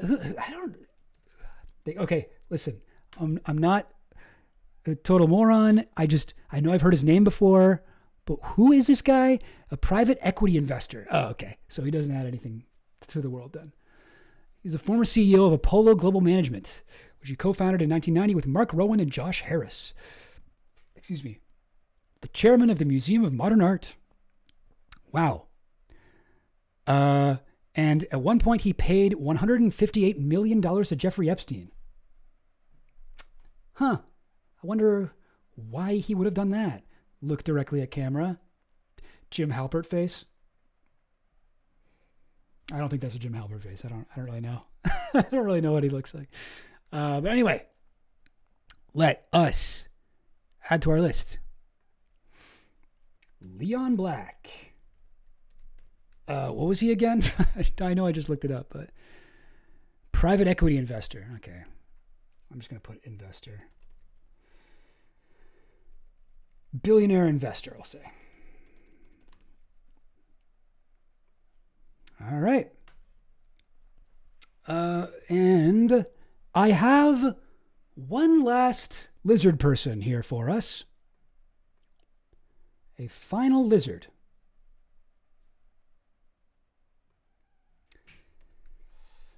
Oh, and yes. What does it say? Remember to say that you love life and to live, and you know how to swim. Yeah, I should say that. I love life. I love to live. Everything's chill with me. I definitely will not be taking the Jeffrey Epstein route out of town. Willingly. Now, those of you who might have some guesses, Chris Tucker and Stephen Hawkins. So, I mean, maybe I should also mention, like, there are tons of people who are, shall we say, connected to Epstein, who were found in his black book. Tons and tons and tons and tons and tons of people. Chris Tucker, Stephen Hawking. They're all of these guys who hung out with Epstein at some point, went to his island, photographed with him, were at parties with him. But I'm not making a list of everyone who's associated with Epstein, period. That's not what we're doing here. What we're doing is more who might actually be spoiler, who might actually be, what's the word? Evil. So here's a fun article. Maybe we should go through this, because now I'm feeling like, oh, is this too short? I guess this has been like, I've been doing this for about like an hour or so. So I don't know. This could be a good clip if I edit it down. But like there's Jeffrey Epstein's little black book. This was released. It's got all of his contact information for all of his friends and associates and people. You can look through the book. It's all available online in full. The entire unredacted book was leaked on 8chan, the Nazi pedophile website. I think 2021 or something like that. And then it was leaked again, but fully redacted by the Trump administration as part of their like Epstein Files Part 1. They leaked an even less, they leaked a redacted version of what we already had. Really fucking stupid. But this is a fun article I thought from Mother Jones. Pretty funny, pretty well. What's it called? Well written, I think. I'll just read a little bit. I'm gonna go through the whole thing, but Jeffrey Epstein's Little Black Book is one of the most cursed documents ever compiled in this miserable, dying country. Totaling 97 pages and containing the names, numbers, and addresses of a considerable cross-section of the global elite, Epstein's personal contract book first turned up in a courtroom in 2009. after his former butler Alfredo Rodriguez tried to sell it to lawyers representing Epstein's victims for $50,000. Rodriguez described the book, apparently assumed by Epstein's employees, as the Holy Grail. It is annotated with cryptic marginalia, stars next to certain entries, arrows pointing towards others, and the names of at least 38 people are circled for reasons that aren't totally clear. I believe that this was cleared up, maybe after this was mentioned, but Alfredo Rodriguez, who was the guy who stole the book, and he was planning to sell it to lawyers representing Epstein's victims. That's illegal. You can't do that. You can't steal whatever this documentary evidence and then sell it for profit. Sorry, Alfredo, you can't do that. But he tried, and then he got in trouble. He got arrested. He got tried. He got sent to prison, and he spent longer in prison than Epstein did for running a trafficking operation. Crazy, just like such a insane miscarriage of justice. There are certain names in the book circled, and he circled them, saying that these people would have more information. These were persons of interest, according to him. Alfredo Rodriguez. I thought this was just a funny line in this article. Epstein's little black book isn't little at all. It's gargantuan. Its defining feature is its size and thoroughness, and there are just as many boring numbers as exciting ones. For every Jordanian princess, there are 3 reflexologists from Boca. Anyway, I like that part. But there's one part here where he sort of like lists the most, like the highlights, I guess, of doing these calls. Here, I'll take down your thing, Red Punk. Doug Band, longtime advisor to Bill Clinton, called a number listed as his home number, which ended up being his childhood home. Spoke to his dad for 5 minutes. Seemed like a decent guy. Doug hasn't lived here for 30 years. All right, man, take care. I don't know. I just think that's a funny little call there. Jimmy Kane, former CEO of Bear Stearns. Wife answered the phone when asked about Epstein and Kane's relationship. She said, "Yes, they were friends, but we have no comment." I feel like that is a comment, Mrs. Stearns, Mrs. Bear Stearns. Edward Rizek, former chief marketing officer for L Brands. I can't talk about any of that. Our business has requested no interviews. Rupert Murdoch, executive chairman of News Corp. His assistant gave me Hope Hicks' cell phone number after I asked for it. Hicks has not returned any of my calls. Okay, Jordanian princess. Princess Firyal, Jordanian philanthropist. Called home number, doorman answered. I asked for a Ms. Firyal, completely butchering the pronunciation. Doorman was confused, so I said the princess, and he immediately told me where she was and who she was with. Yep, people do that. I was a telemarketer for years, and you would not believe how many people gave me the cell phone number of their boss that they really shouldn't have given. Peter Roth, chairman and CEO of Warner Brothers. Listed cell number went to his son's phone. Yeah, I don't really want to talk to you about any of this, his son said. I don't want to be anywhere near this whole Jeffrey Epstein thing. Jamie Grant, former chairman of investment banking, JP Morgan. Listed cell number also went to his son, who told me his dad didn't know Epstein or Ghislaine Maxwell. It's sort of like the New York City business world. I would say Jeffrey Epstein is like a couple people removed from my dad. Well, he does have your dad's phone number, though. Robert Meister, well, I guess he has his dad's son's phone number, so maybe that is a couple degrees removed. Robert Meister, former chairman of Aon Insurance and the man who introduced Epstein to Leslie Wexner. He's a sicko. Bye-bye.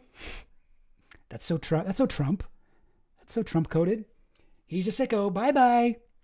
Kerry Kennedy, president of RFK Human Rights. Anyway, you get the idea.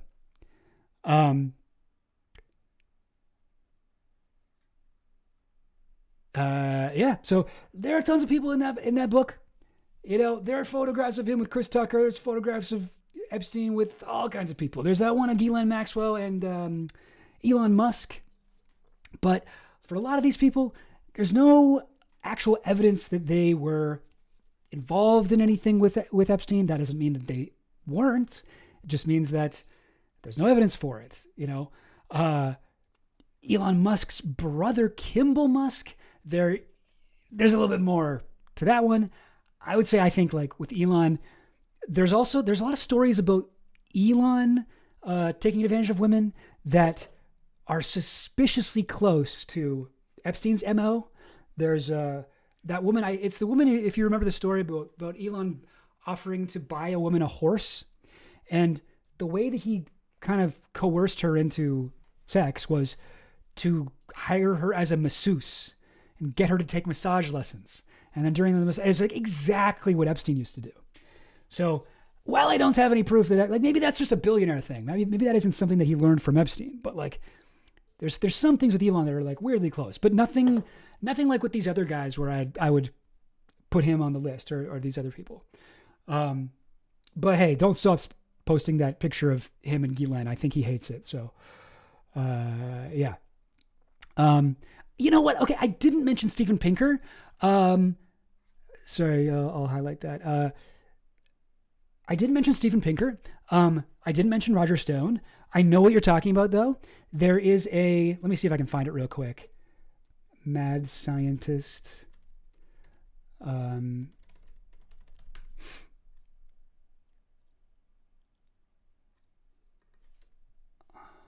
Stephen. Sorry. I know what you're talking about. Let me address this before I get to the final person. Oh boy.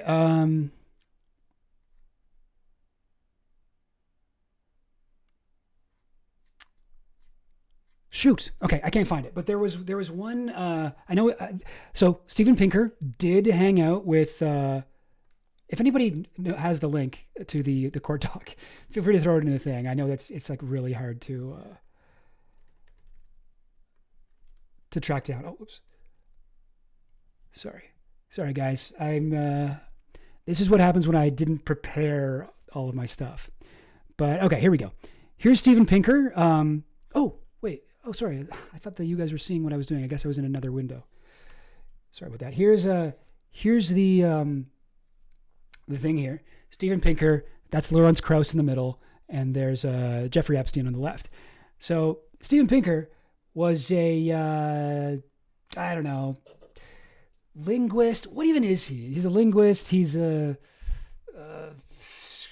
socioeconomic commentator. I don't know if he has a degree in that, but he's the guy who's like, the better angels of our nature, like we are living in we're living in the best time to be alive. There's no suffering, there's no poverty, everything's great, and like all these like weirdly coordinated graphs and stuff. There's some great videos by Unlearning Economics and We're in Hell about Steven Pinker, just going over like how fucked up his way of looking at the world is. Don't really have anything about that, but there is a. I can't say Steven Pinker was involved in Epstein's infamous court case in 2005, I believe. He, as a linguist, an expert in linguistics, like some kind of shitty Noam Chomsky, he wrote an expert opinion defending Epstein. Dershowitz reached out to him and was like, hey man, can you write something about the language of the law being unclear? And he wrote something about like, whatever, I don't know. I could look it up, but I don't really care that much. But he did help defend Epstein. He was involved in Dershowitz's defense of Epstein.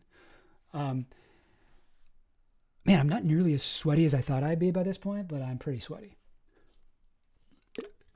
Now, there's also been another court documentation that I can't find right now, and I don't really know how to get to it. But one of Epstein's victims talks about meeting a man, being trafficked to a man on the island with white mad scientist hair, and his name, and she says his name, but his last name is redacted, but the first name is Stephen. So, I mean, white mad scientist hair, first name Stephen, association with Epstein, like, I mean, I feel like that's something, but for my purposes, I would need to see the unredacted name. You know, I mean, yeah, Samuel TV talks about Noam Chomsky also knew Epstein. That's true. No one's accused Chomsky of anything, so I'm going to be just totally assume that people who haven't got accusations are innocent. You know, there's Matt Groening, the Simpsons creator. Apparently, he got a foot massage. from Virginia, but she didn't accuse him of anything else. She didn't see anything else. So, hey, I'm biased. I like Matt Groening. I like Noam Chomsky. I don't like Steven Pinker, but still, my dislike or like of somebody I don't think should really influence how I see the evidence. So I'm not going to put any of those guys on the list, but hey, we can say honorable mention. Oh, and the Roger Stone thing. Now I know what you're talking about, but unless I'm wrong, so correct me if I'm wrong, who was it that brought up Roger Stone? Getty Kruger in the Alt Leftovers. Great name. Great channel name. So Roger Stone, I do not think was a client of Epstein. I don't even think he knew Epstein. Roger Stone was very quick to go after Clinton for Epstein. One of the first guys to start using Bill Clinton's connection to Epstein as a attack. Way back in 2015, he did a bunch of press about this guy, connecting him, and like before almost anyone. And he seems to have information about the case that he I'm guessing got from what's his name, David Pecker. Anyway, sorry, I'm getting distracted. But he wrote that book, The Clintons' War on Women, which had a whole chapter about Epstein. And there is a post online from, I think, 4chan that says it's from a guy who claims that he was on the island. He worked for Epstein, and he says that he saw a guy with a giant bull head, wearing a giant bull head, engaging in a criminal act with a underage girl. And he had a Richard Nixon back tattoo, which is what Roger Stone has. Now, as far as I know, no one has ever said Roger Stone was on the island, except for this this completely unverified post on 4chan. Let me see if I can find it. Roger Stone, Epstein's Island, bull mask. I mean, like, he talks about it so much. Oh, again, I'm on the wrong tab again. Sorry. He talks about it so much. Yeah, personal driver. Okay, this is on Reddit. Stumbled over this. Okay, it's gone. Jeez. Let me go to the images, because it'd probably be screenshotted.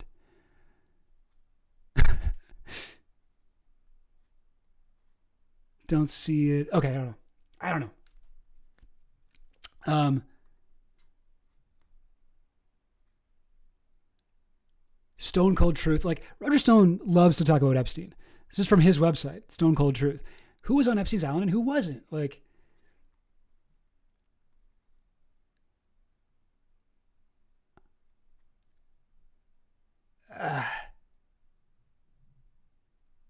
can't find it. Sorry, guys. I can't find the thing I'm looking for. But the source is literally a 4chan post, and that is far below my threshold for acceptable evidence. But if anyone has anything more substantial than that, I believe the same guy who was like, I was Epstein's driver and I saw Roger Stone on the island and yada yada yada. He also said that after working for Epstein, he got a job working for Rihanna, the singer, who he says is also a pedophile elite, and he was also involved in picking up underage girls for her. So, like, it's like an insane story. Yeah. It was posted in video format. Yeah, I mean, I'm sure there's probably like a YouTube video that goes into it, but you know what? It's not important right now. It's not true. So those are all people that I'm not putting on the list. These are, like I said, this isn't like 100% true, but I gotta have at least somebody credible who did have a connection to Epstein has said this, or in Jess Staley's case, his own words, sort of incriminate him. Now, next we have the final guy here. So this is a page from the London Daily Mirror, the Sunday Mirror, which was oddly enough a newspaper owned by Ghislaine Maxwell's dad back when he was alive, Robert Maxwell. This is one of his newspapers. And this is the gossip page. Chris Hutchins. Oh, you guys ready for gossip? This is the Perez Hilton of his day. Chris Hutchins with the stories they'll all be talking about. Now here we go. How sweet. Trump's Brit of all right. Now, if you've seen my video on Trump, which by the way, if you haven't seen it, now is a great time to rewatch it. I've been getting a lot of views and comments on it lately. So, I know it's back algorithm friendly. Give it a watch if you've got an hour and a half to spare, however long it is. My next video, by the way, is going to be like around 3 hours. So, rough. But give it a watch. And this particular one here, I do talk about this in the video, but I'm also trying to, I'm working with my friend, Presidential Penis, who's one of the mods on the r/Epstein subreddit. He and I are working on a video about this particular case because we believe that this is the closest thing we have to a smoking gun as far as connecting Trump to Epstein and saying that Trump was a beneficiary is not quite right, but a client of Epstein's trafficking. So let me go over this. And in my video, I was like, how sweet, Trump's Brit of all right. What the hell does that mean? I am so confused. Every word gets more confusing. But I did have a bunch of people in the comments, a bunch of Brits, explain this to me. Apparently in England, a sort of like cheeky way of saying that like a girl's hot is to be like, she's a bit of all right, isn't she? She's a bit of all right, isn't she? I don't know if it's like a posh thing or a, lower working class thing, but it's a bit of Brit slang. So it's a pun because it's not a bit of all right, it's a Brit of all right. And how sweet is like how sweet, but it's sweet because Trump owns hotels. Anyway, that's what that's about. So let's go over this article. Just weeks after ditching his second wife, that's Marla Maples, Trump's second wife, America's best-known billionaire Donald Trump has fallen under the spell of a 20-year-old English girl. Trump, 50, who has failed in his bid to secure the services of Princess Diana's butler Paul Burrell, was in search of another British trophy when he met London model Anushka de Georgu at a party in Manhattan. Several American... Okay, so Anushka de Georgu, let me just pause. Let me just hit pause here for a second. Who is Anushka de Georgu? Well, I tweeted about her the other day. Wait, what the heck? Where'd it go? Oh, I retweeted my old one. Okay, that's why. Yeah, I tweeted about her the other day. Anushka de Georgu. Here's a picture of her from 1997, around the time this took place. Here she is. Here's the article we were just looking at. She is one of Jeffrey Epstein's victims. She's actually the first British woman to come forward in the case against Jeffrey Epstein. In fact, she came forward so early, sometime around, I want to say 2015, 16, something like that, that she was, according to Virginia Giuffre's lawyer, Brad Edwards, it was de Georgu coming forward to corroborate what Virginia was saying, and she told the lawyers about her experience with Epstein, and it matched up with a bunch of things that Virginia had said that weren't in the public interest yet. So that gave Virginia Giuffre the courage to continue with her case, is de Georgu's involvement. So de Georgu, very, very huge. Here's her testimony from 2019. This was after Epstein died. Like, he was on trial at that point, and then he died. And then the judge, which I think is a pretty solid move from the judge, he was like, okay, well, even though our, the what's it called, plaintiff, whatever, even though our main guy is dead now, let's at least let all these women who never got the chance to testify and tell their story in court, let's give them a chance to tell their stories. So de Georgu got a chance to testify. She says, when I was introduced to Jeffrey Epstein, I was young, full of hope and the foolishness of a teenager. I was idealistic and I saw the good in people. Jeffrey Epstein manipulated me, coerced me, sexually abused me. She goes on. She started, as a 17-year-old, she started modeling, and that is when she got recruited by Epstein at 17. Okay, now let's go back to our article. All right. Several American... So de Georgu, that was just to tell you who she is. She's a victim of Epstein's. Of course, at this point in 1997, no one knew who Epstein was. No one knew any of this. But this was in 1997. So this would have been when Anushka was 20 years old. Peep this. Several American millionaires already had their eyes on Anushka, but she was there with Robert Maxwell's daughter, Ghislaine, who has introduced several of her attractive friends to the property developer. That means Trump. So, what?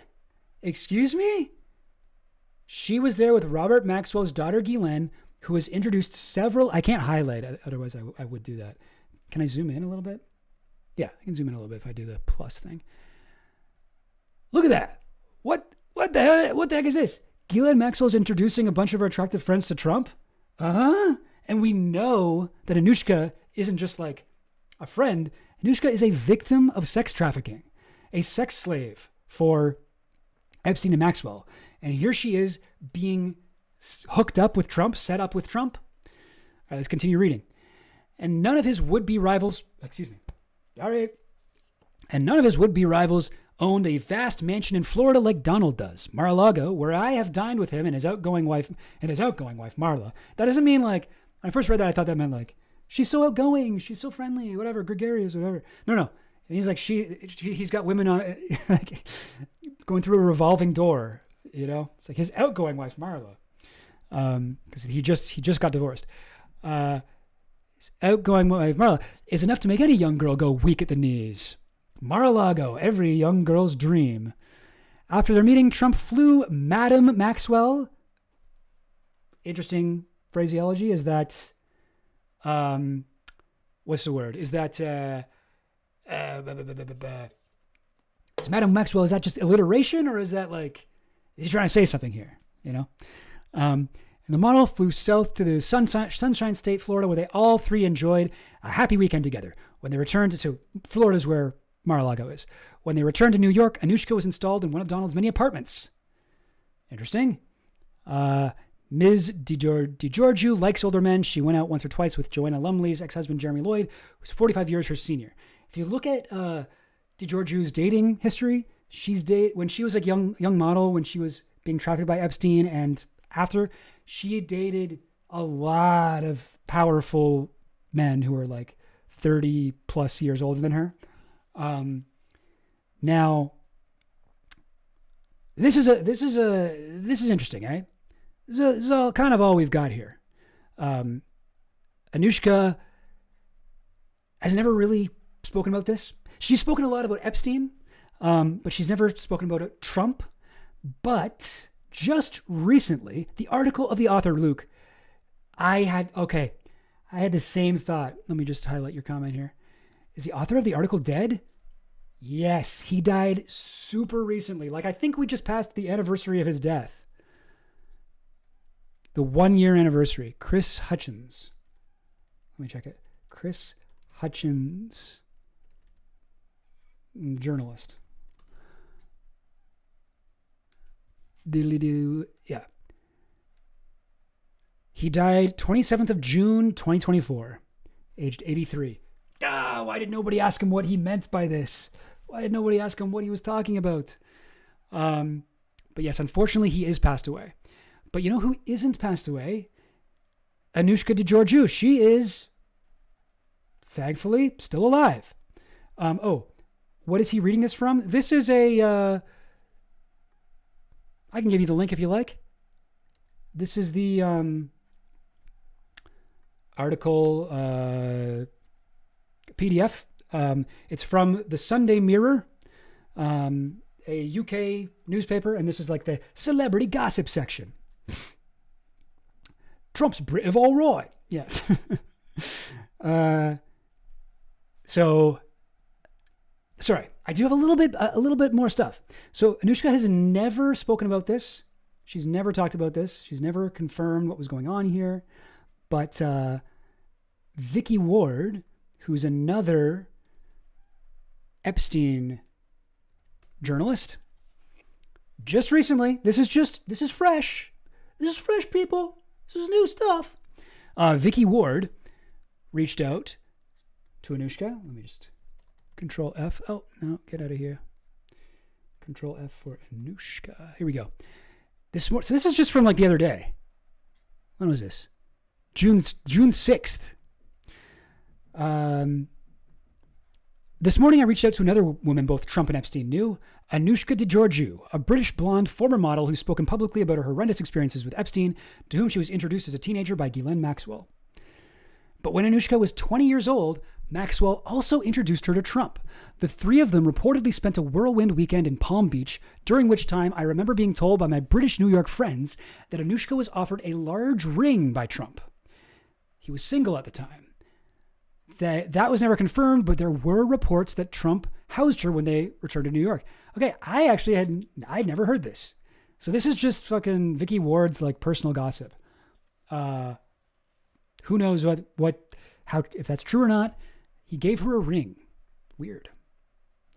But, and it's an interesting but, the only public comments.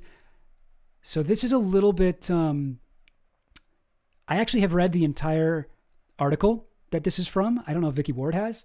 This is something that I had to find on eBay and get to read personally. The London Times quoted her saying, "We went to dinner a few times. We're friends now." So I'm talking about Trump.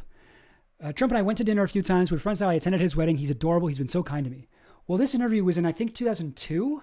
And Anushka is still trying to get her career off the ground. It's not even clear if she was still being trafficked at the time that this question was asked. It's not like she's it's not like she's really in a position to, in this interview, to be like, oh yeah, no, I was sexually trafficked to Trump. It's really messed up. She was still trying to have a career. She was trying to be a model, musician, actress. Of course, she's not going to like sell out Trump. So this quote gets thrown around a lot, and it's not exactly as exonerating as people might want to think. But I find this really interesting. This part. Doobly-doo-doo. Wait, where'd it go? Yeah. This morning, I reached out to de Georgu and asked if she wanted to elaborate further, given Musk's assertions. De Georgu now runs the Kintsugi Foundation, a transitional residential facility in Los Angeles. She was friendly, but said she didn't want to talk about Trump at this time. Zoom in on those words. She didn't want to talk about Trump at this time.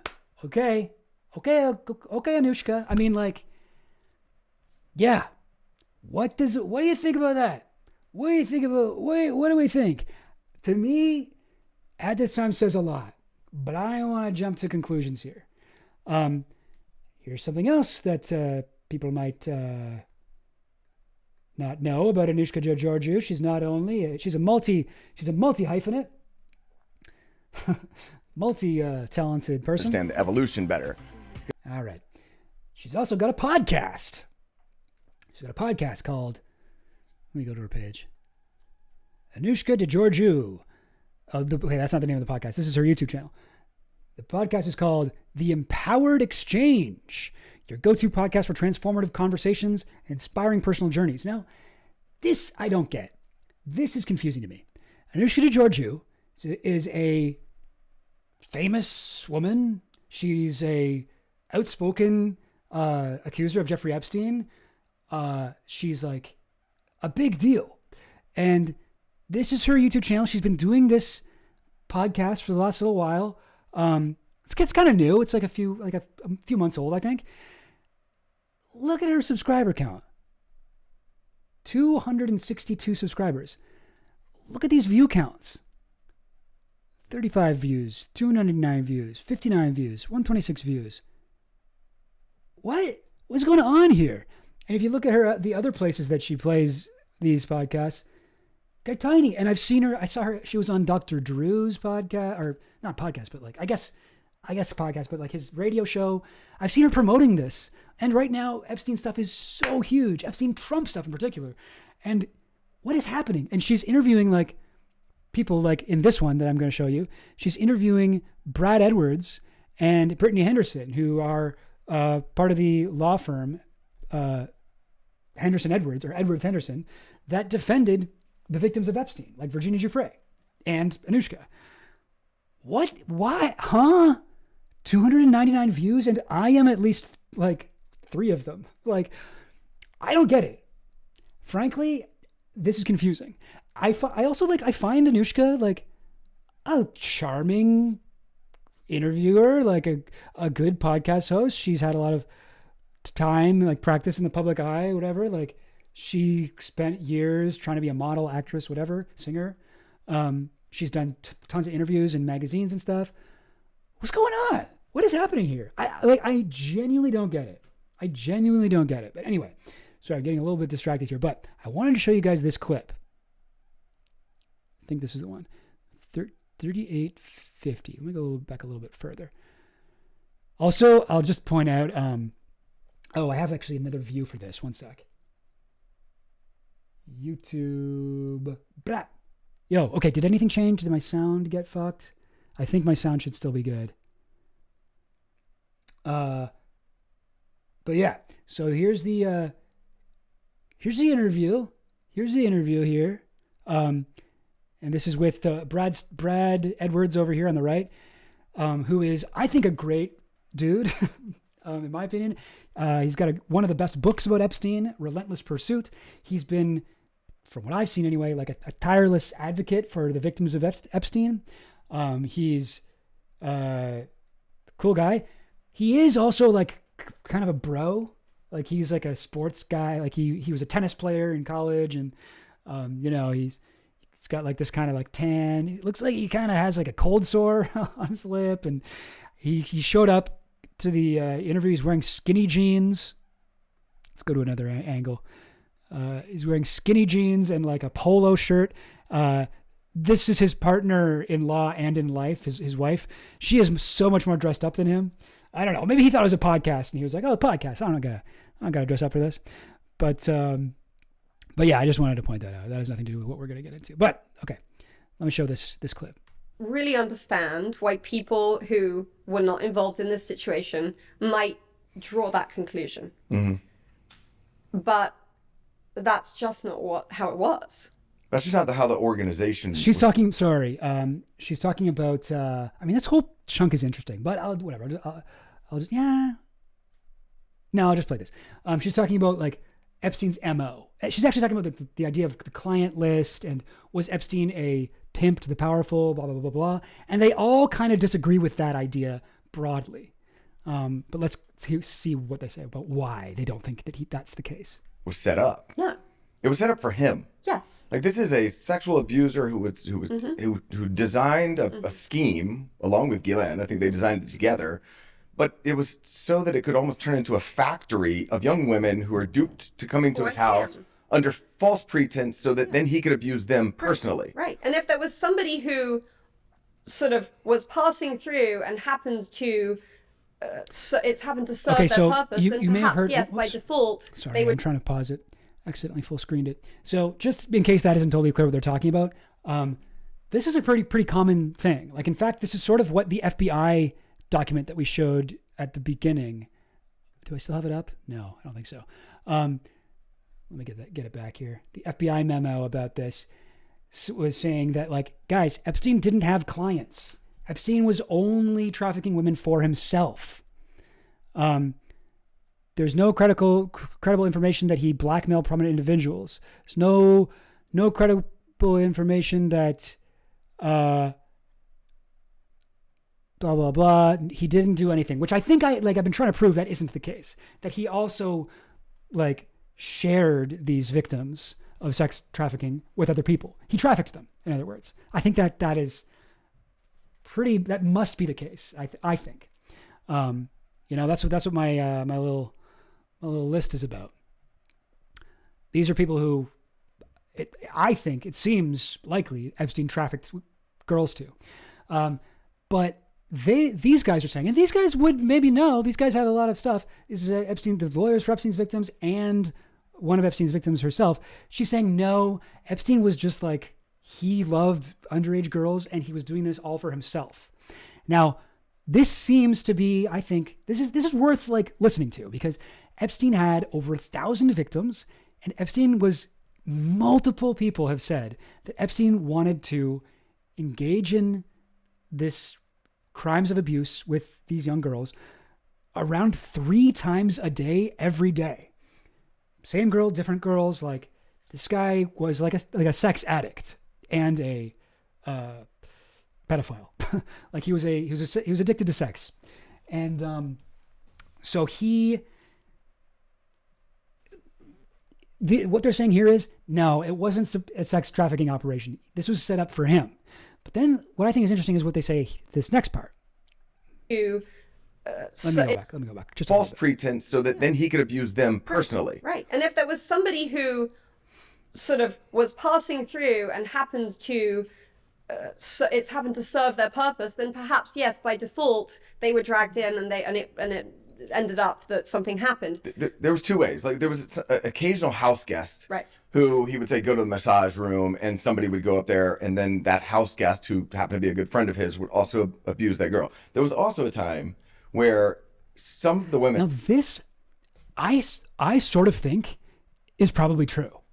I sort of think that, like, this whole intricate thing, this whole, like, you know, the sexual pyramid scheme, this, like, sex trafficking pyramid scheme of getting an insane amount of girls, over 1,000 confirmed by the FBI, to become victims of Epstein, was mostly, or at least maybe initially started, purely for himself and his own appetites. Then there would be people who would come into his world, all of these, like, powerful people he was, like, collecting, who he would offer the services of these girls to. I think that, like, you know, my theory here is that probably is the case. But I think he did film these encounters, and he did see the blackmail potential and the, like, you know, intelligence potential and the leverage he would have over these people. And I think that I think that it's likely that he still went to other people, intelligence organizations, heads of state, whoever, and offered them this kind of, like, compromat, to use the Russian word, blackmail material, essentially, that he'd collected. But I think, to me, it seems likely that maybe it would take me too long to get into break down my entire Epstein super theory. I think that he was a con artist who was also a pedophile, who was also a sex addict, who, when he created this world, he saw the potential of it. Like, a lot of people who become sex traffickers to very powerful people eventually realize, oh, wait a second. If I start filming these, that could be, like, a big help to me. This is like the Roy Cohn thing, you know? This is like what happened with Hulk Hogan's friend, Bubba the Love Sponge. Bubba the Love Sponge, this, like, DJ from Florida, got his friend Hulk Hogan, after Hulk Hogan's divorce, he was like, Hulk, you're sad? Why don't you come fuck my wife? So Hulk went, fucked his wife like a bunch of times. And Bubba the Love Sponge was like, yo, I'm going to film this. And there was a clip of Bubba the Love Sponge filming where Hulk Hogan says the N-word and says, like, yeah, I'm a little bit racist.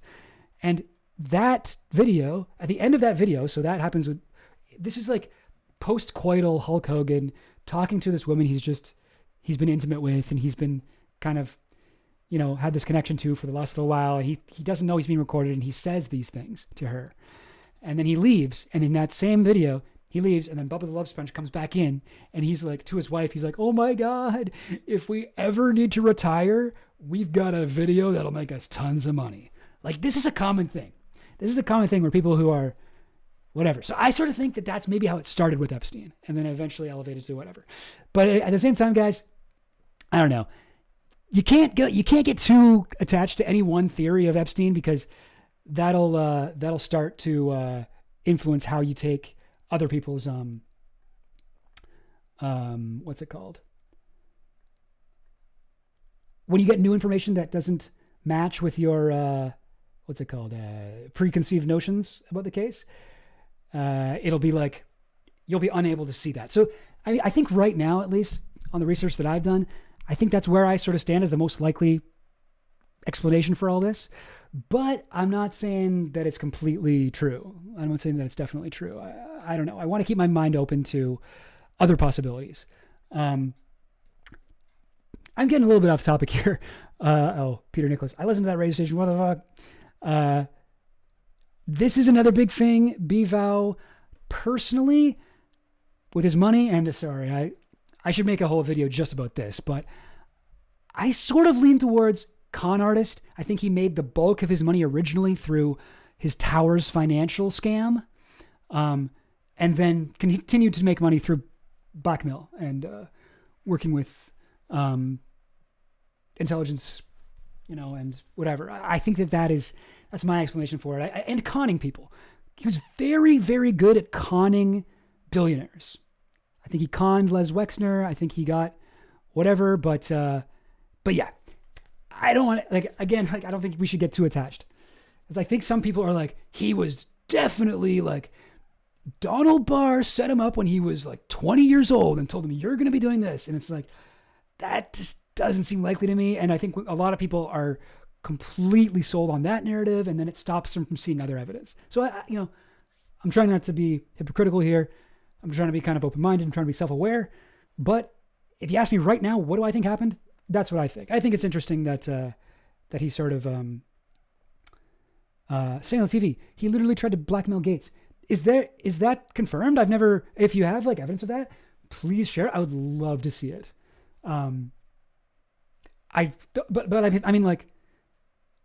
Really, like if you try to blackmail Gates, then that would definitely put Gates on the list as well.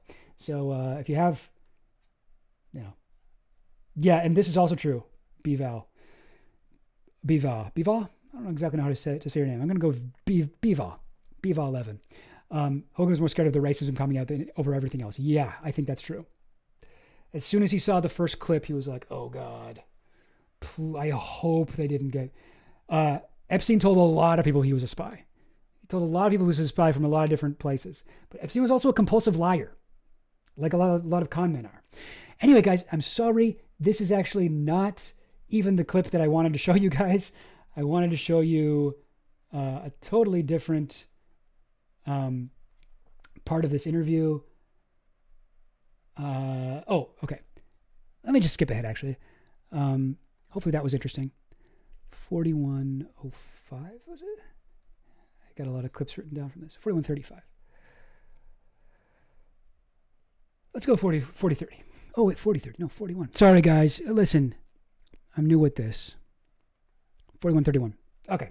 Ability to widely disseminate misinformation has become a problem. I mean, to be clear, there are a couple of men who have not been... So, sorry, I paused it right before the part that I was actually wanting to show you, but to give you context here, Brad Edwards is saying there's a lot of misinformation about the case, which is kind of like, I agree with that too, and this is why I want to make these series of streams, is going over common misinformation and correcting them and getting into them a little bit. But he goes, he says there's a lot of misinformation and accusations, and he's talking about like the people who have, the lists that people put out, and the Elon Musk thing and stuff, and Roger Stone and stuff like that. People acting like these people are proven guilty, whatever, but they were just photographed with Epstein or even less than that.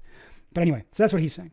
Been held accountable who should have been. But I want you guys to hear what how Anushka replies. Trauma. Mm-hmm. Yeah, I mean, the way the media is now and the ability to widely disseminate misinformation has become a problem. I mean, to be clear, there are a couple of men who have not been held accountable who should have been.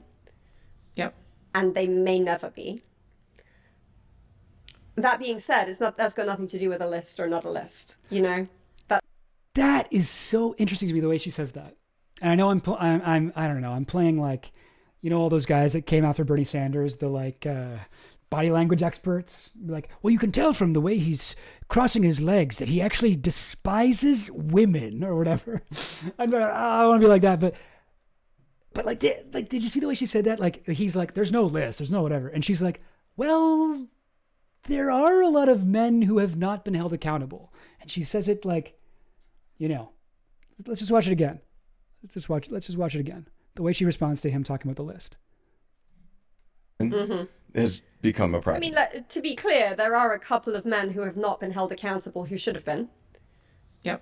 And they may never be. That being said, that's got nothing to do with a list or not a list. Okay, interesting. And there is, I'm looking for there's a specific part in here where shoot. I think I got to go back. Maybe I skipped over it earlier. Sorry, guys. There's another part that I wanted to play. Let's try 39. Under false pretense, so that then he could abuse them personally. Right. And if there was somebody who... This is where they're talking about, like, what I was saying before, the way that they think that people did have girls trafficked to them, but it wasn't, like, the entire purpose of Epstein's operation.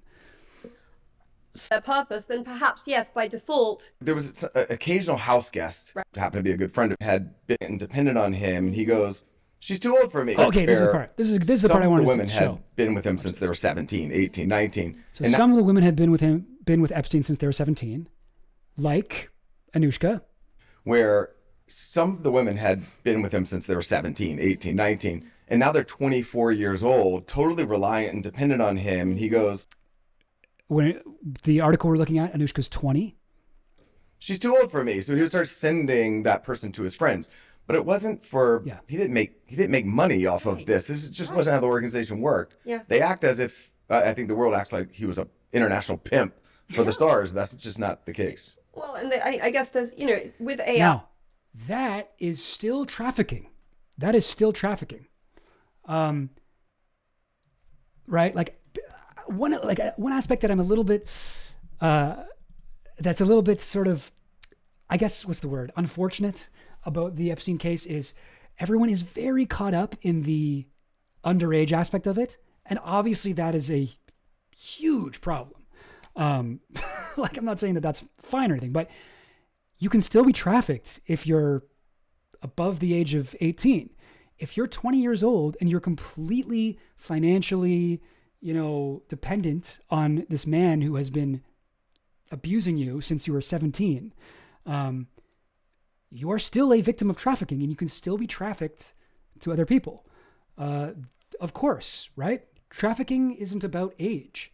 So when we're looking at this story, Trump's Brit of all right, Anushka's 20 years old, what Brad Edwards just described there it fits exactly with what is happening, with what I shouldn't say is happening, but with what I am assuming is happening with this story. Anushka, victim of Epstein's from when she was 17, is now 20, a little bit too old for Epstein, and now she is being trafficked to his friends.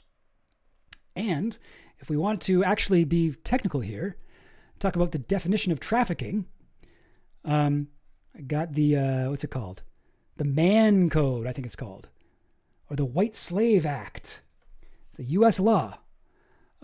Whoever knowingly transports any individual in interstate or foreign commerce or in any territory or possession of the United States with intent that such individual engage in prostitution or in any sexual activity for which any person can be charged with a criminal offense or attempts to do so shall be fined under this title. Excuse me. So in other words, if you transport someone across state lines for the purposes of engaging in prostitution or any other illegal sex act, shoot, where'd it go? Here it is. And again, after their meeting, Trump flew Madam Maxwell and the model from Manhattan south to the Sunshine State, where all three enjoyed a happy weekend together. They then returned to New York, where Trump installed Anushka in one of his many apartments. That is possibly trafficking. Now, Anushka has politely stated that she doesn't want to talk about Trump right now, but I'm going to read between the lines here. I'm going to say Donald Trump. What's on Donald Trump's job? Reality TV star, Orange Man. So that's my list. I think that's my list. I very, very possible I've missed some people on here, but from what I know, this is my list of people who these girls were trafficked to. This is my list of people who, short list, people who, I don't know, technically didn't get girls trafficked to them, but assisted in the trafficking of girls and also abused children themselves. So yeah, here's my list, guys. read it and weep. And again, I must point out to all of the very litigious people I've just made accused of the worst crime, this is only my opinion, and you can't sue me. I hope that should cover me. But yeah, guys. Okay. I feel like that's it. I feel like that's kind of all I wanted to say. But let me I don't know. Let's hang out for a bit, and I'll I don't know, just kind of chill with you guys, and we can talk. Hang on a second. Goblin only. So Samuel TV talking about the Bill Gates. He did blackmail Bill over affair. It's in the Wall Street Journal. I know that now. Maybe I'm wrong, but I know that Bill Gates was definitely like suspiciously close with Epstein. Met with Epstein long after his first trial when he should have known better. And there was a thing where he sent an email. He sent a very suspicious email to his entire staff. He's like, I met with Epstein last night. He brought over 2 very attractive Swedish women who were Ava and Shalina Dubin, I'm guessing, because they were mother and daughter. And he was like, oh, and he has an interesting lifestyle, but it's probably not for me. And when Melinda divorced Bill, there were rumors, I don't know if these were ever confirmed, but there were rumors that part of it was over his connection to Epstein. Now, that may be true, but that doesn't necessarily, at least the way that I read it, that doesn't necessarily mean that Epstein was blackmailing Bill Gates. It's just that when Bill Gates' suspicious and weird ties to Epstein hit the news, that was part of what made Melinda want to divorce him. She's like, God, this is who you've been hanging out with? A global elite pedophile? Oh, okay. Maybe the conspiracy people were right. Maybe I gotta leave you before you put a microchip in my brain. But I don't know if I mean, maybe I'm wrong. Samuel TV, I don't know if you're still watching, but, please, I would love if you have an article that would kind of confirm that it was genuine blackmail attempt. Very possible. Fucking getting Bill Gates blackmail material in 2006 or whenever it was that they were hanging out. You literally can't go higher than that. He was the Elon Musk of his day. He was the richest man in the world. Yeah. Sorry, I'll never be convinced that Peter Singer wasn't a part of these things. Wait, who's Peter Singer? Do I know that? Sorry. Oh, Wexner. What am I talking about? How did I forget about Wexner? Yes. Oh, John Corvus, that's so nice. Hey, Goblin, love your videos. The ones on Epstein are so well researched, they put my university papers to shame. Ha ha. Totally. Thanks. That's really nice of you to say, John Corvus. I was a film school guy. Don't really have much experience doing research, but I feel like I'm getting better at it. I've only just started putting in fully sourced documents. So, hopefully that, excuse me, helps. The list is objectively not that long, but it feels long. Yeah, I heard that. This is a huge list of very powerful people, including 2 heads of state, a former Israeli prime minister, a former American prime minister. I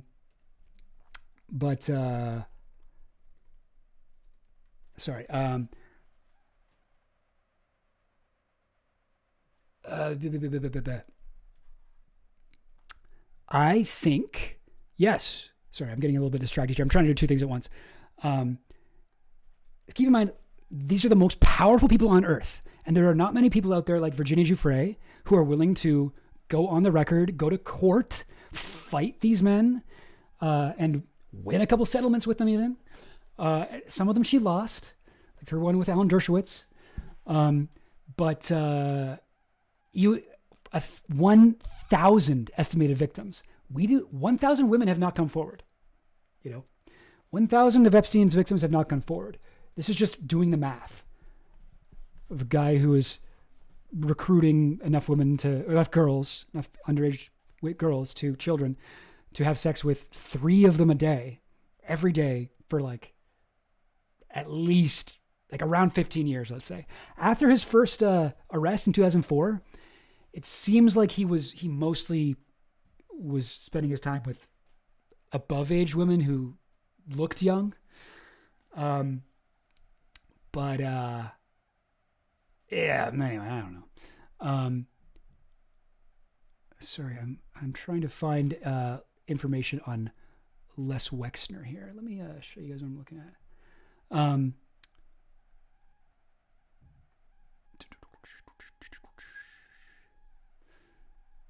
So this was from a 2016 interview, again from our girl, Virginia Giuffre. How many times did you have sex with Les Wexner? Multiple. What's the approximate range of number? More than 3? More than 3? More than 5? Possibly more than 10? No. Yeah. I think we got another guy. I think we got another guy for the list. I'm going to put him up here with the other ones that she had accused of. God, I'm so embarrassed. I called Les Wexner Les Wexman in one of my videos. Really, really dumb mistake.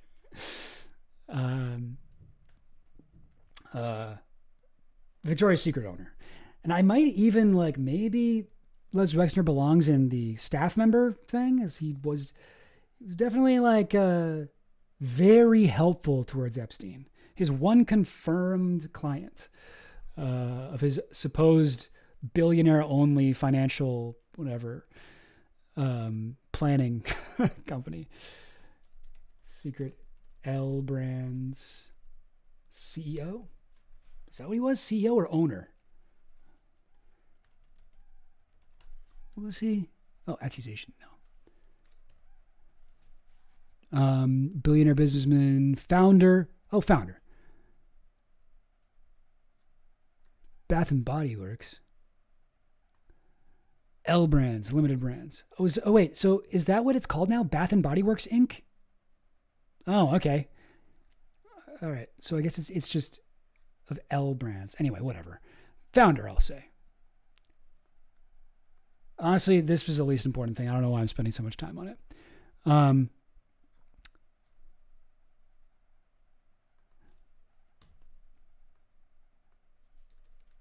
Founder. All right. I'm not a business guy. I don't really know. I don't know what the difference is between these things, but billionaire.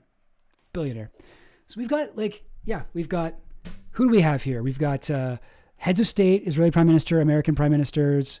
We've got lawyers, celebrity lawyers, academics. And we've got the most powerful people on earth, billionaires, the corporate rich, the power elite, the global power elite. Yeah, really nuts. Really, really quite something. Should I keep this up? Should I keep this on screen for now? I kind of like when it's just me and I get to be all big. I'll keep it up for a little bit. Just because this is what we've been working on, right? This is what we've been working on. Okay, now back to the chat. And please, if you have anyone else, let me know. And if you have links especially, let me know. And I'd be happy to add more people to the list. No, sorry. The list is not out. This is just me making the list. Myself based on, what's the word? My opinion and evidence as well. But my opinion of what the evidence shows. I think that these people were likely clients of Epstein. Thanks, Team Monkeyhead, and thank you for sticking around. I think you were here from the very beginning, so appreciate your patronage here. This Epstein guy seems pretty suspicious. Yeah, I think you're right, Elizabeth.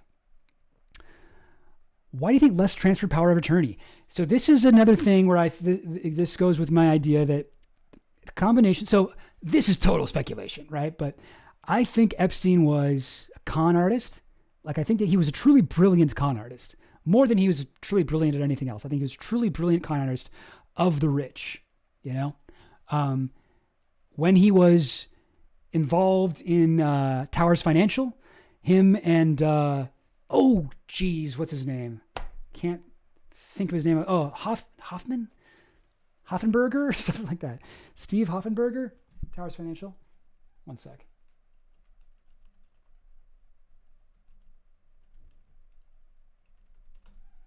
Hoffenberger? Yeah, Hoffenberg. I'm on the wrong page again.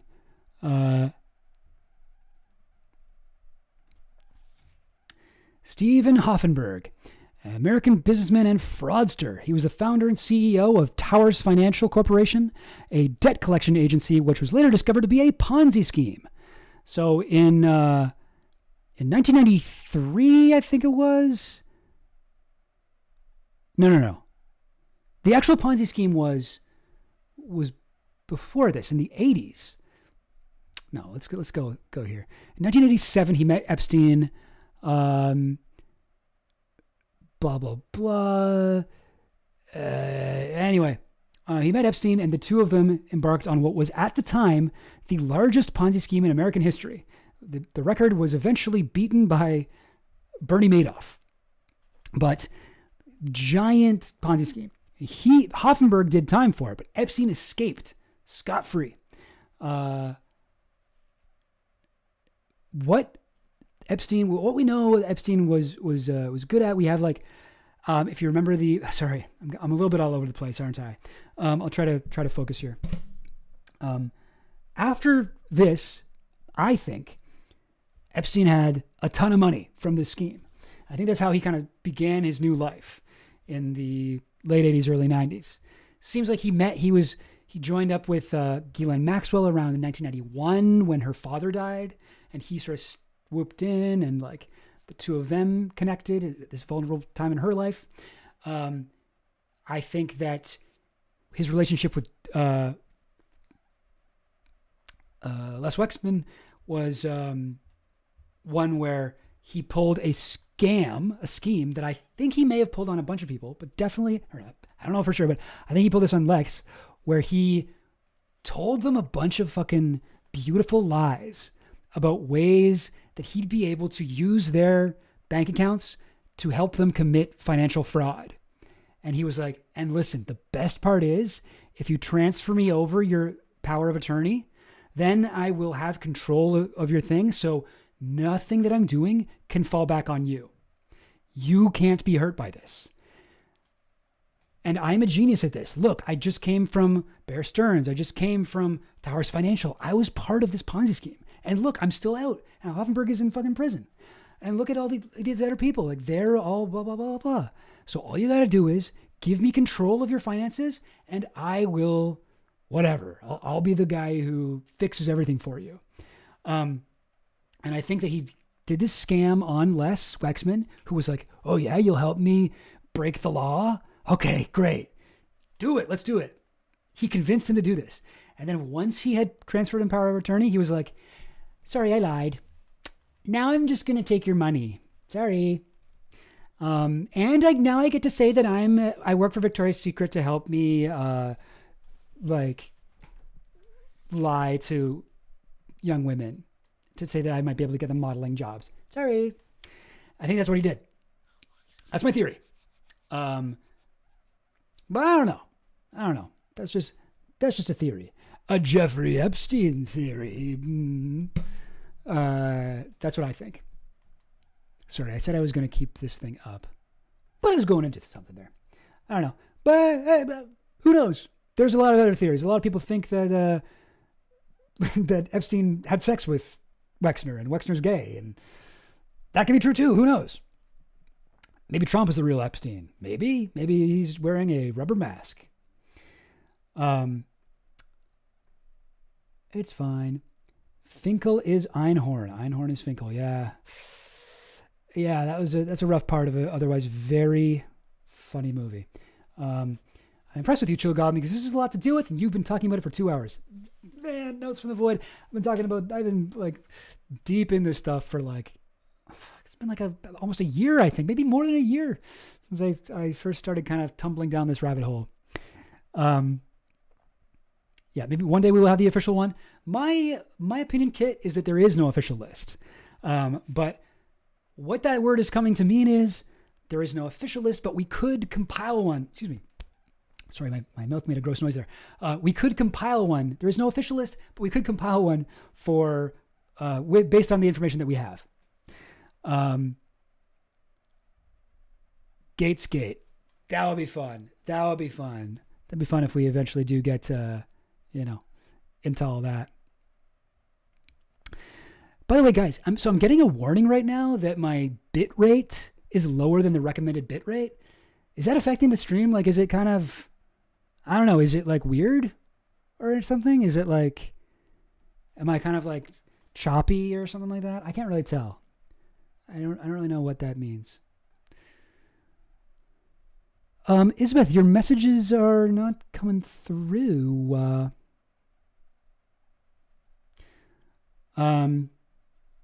Let's see. Let me scroll up.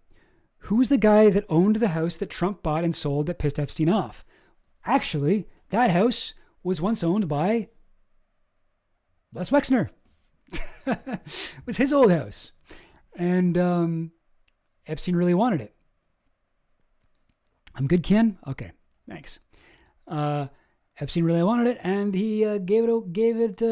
He ended up, or sorry, it was Wexner's old house, and then Trump and Epstein wanted to buy it, his friend Wexner's old house, sorry, what was I saying? Oh yeah, I don't know who owned it after him. I do have this written down somewhere in my notes. Hang on a second. Didn't get into this on my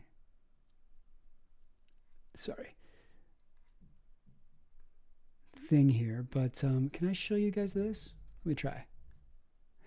I didn't actually get into the nuts and bolts of this on my what's it called?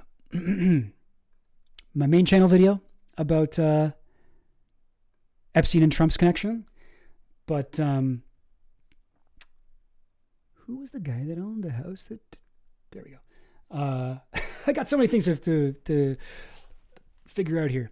How come I can't look at this in a good way? What happens if I go to slideshow mode? Nope, it just disappears. That's annoying. Guys, sorry, trying to figure this out. What's the best way to show you guys this info? I know, I think I have this written down in a Google Doc. One sec.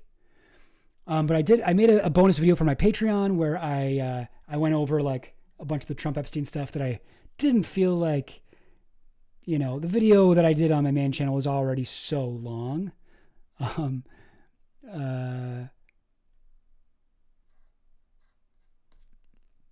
me see.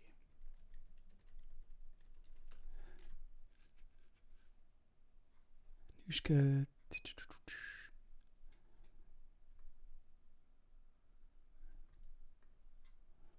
Sorry, guys. Sorry. Listen, I'm trying my best over here.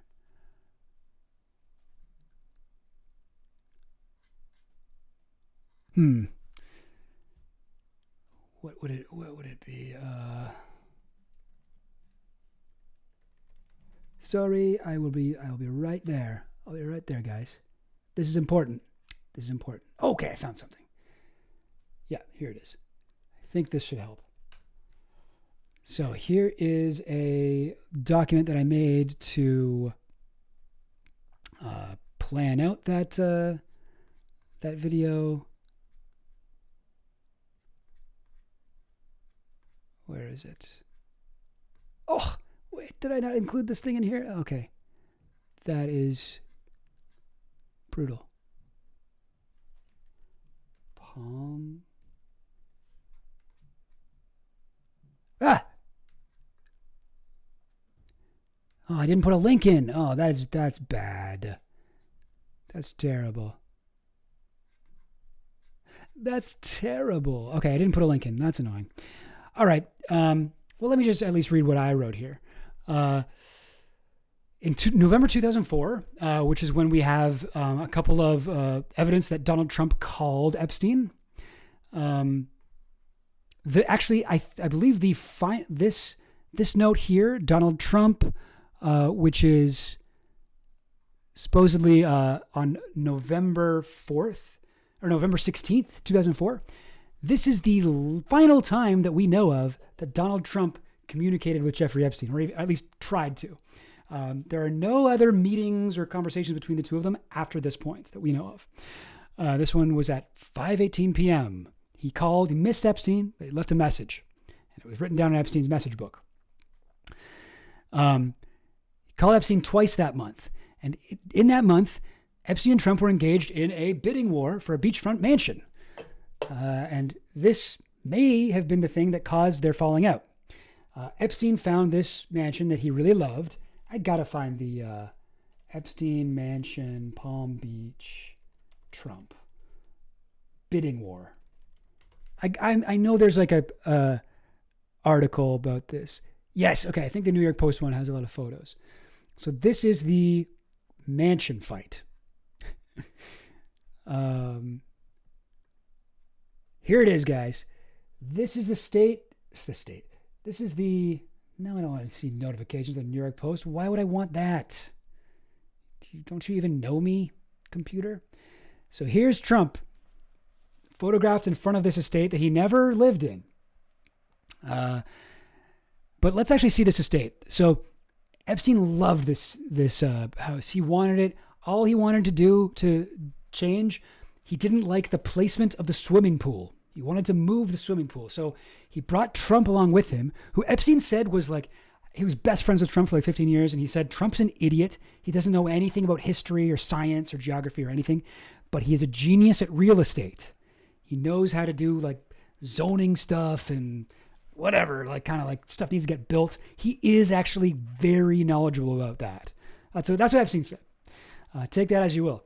So he was like, I got to bring my real estate genius friend Trump to see this house with me. So he brought Trump along to the house. He was going to show him the pool and be like, how would I go about moving this? What are like the legal ways for me to move it? So Trump came with him, and then they looked at the place, and then afterwards, Epstein was like, wait, my bid didn't go through. Someone bid higher than me, and it was Trump, and he knew that Trump was broke at this time, dead broke. He was like bankrupt because he had all these casinos that were totally failing. So he was like, how the fuck did you outbid me? You have no money. So he knew that this was a money laundering thing for Trump, and he was pissed. But let's actually look at this house. Look at these photos. This is what it looked like. Like, imagine living here, eh? Man, what is this? It looks like a museum. It's like a house. Would you have like art set up like this? It's so strange. Is that a what's his name? Who's the guy? Jeez, I really know this. I really know this. The name of this artist. Oh God, the guy who did all the reclining figures. There's a whole room of his at the AGO. Oh God, what's his name? Henry Moore. Henry Moore. Yeah. Look at how tacky this house is. Look at this. I mean, like, part of me kind of thinks that Trump was like, it's kind of Trump's vibe, right? It's kind of Trump's vibe. It's just like so ornate and like ridiculous. Look at this fucking like rotunda. I think there's a photo on the inside of that. Oceanfront views. Here's the pool. There's the pool. Epstein didn't like the view of it. And I mean, like, if we can judge Epstein's taste in pool placement by the way he set up his Palm Beach house, he probably wanted the pool on the inside of the house surrounded by buildings so that he could do shit and have more privacy. I'm sure you can take an educated guess on why that would be. It's supposed to be inside the rotunda. View from the sky. So yeah, this is the house that they got. Yeah, not enough gold. Yeah, you're right. Note from the void. Not enough gold for Trump. Yeah, I think you're right. I think you're right about that. It's his style, but not enough gold. So Trump basically, I can't believe I haven't even finished this one beer. Isn't that crazy? But he bought the house. Trump bought the house, never lived in it. Lived in it for a single day, and then sold it like 2 years later to a Russian oligarch gangster dude for like double what he paid for it.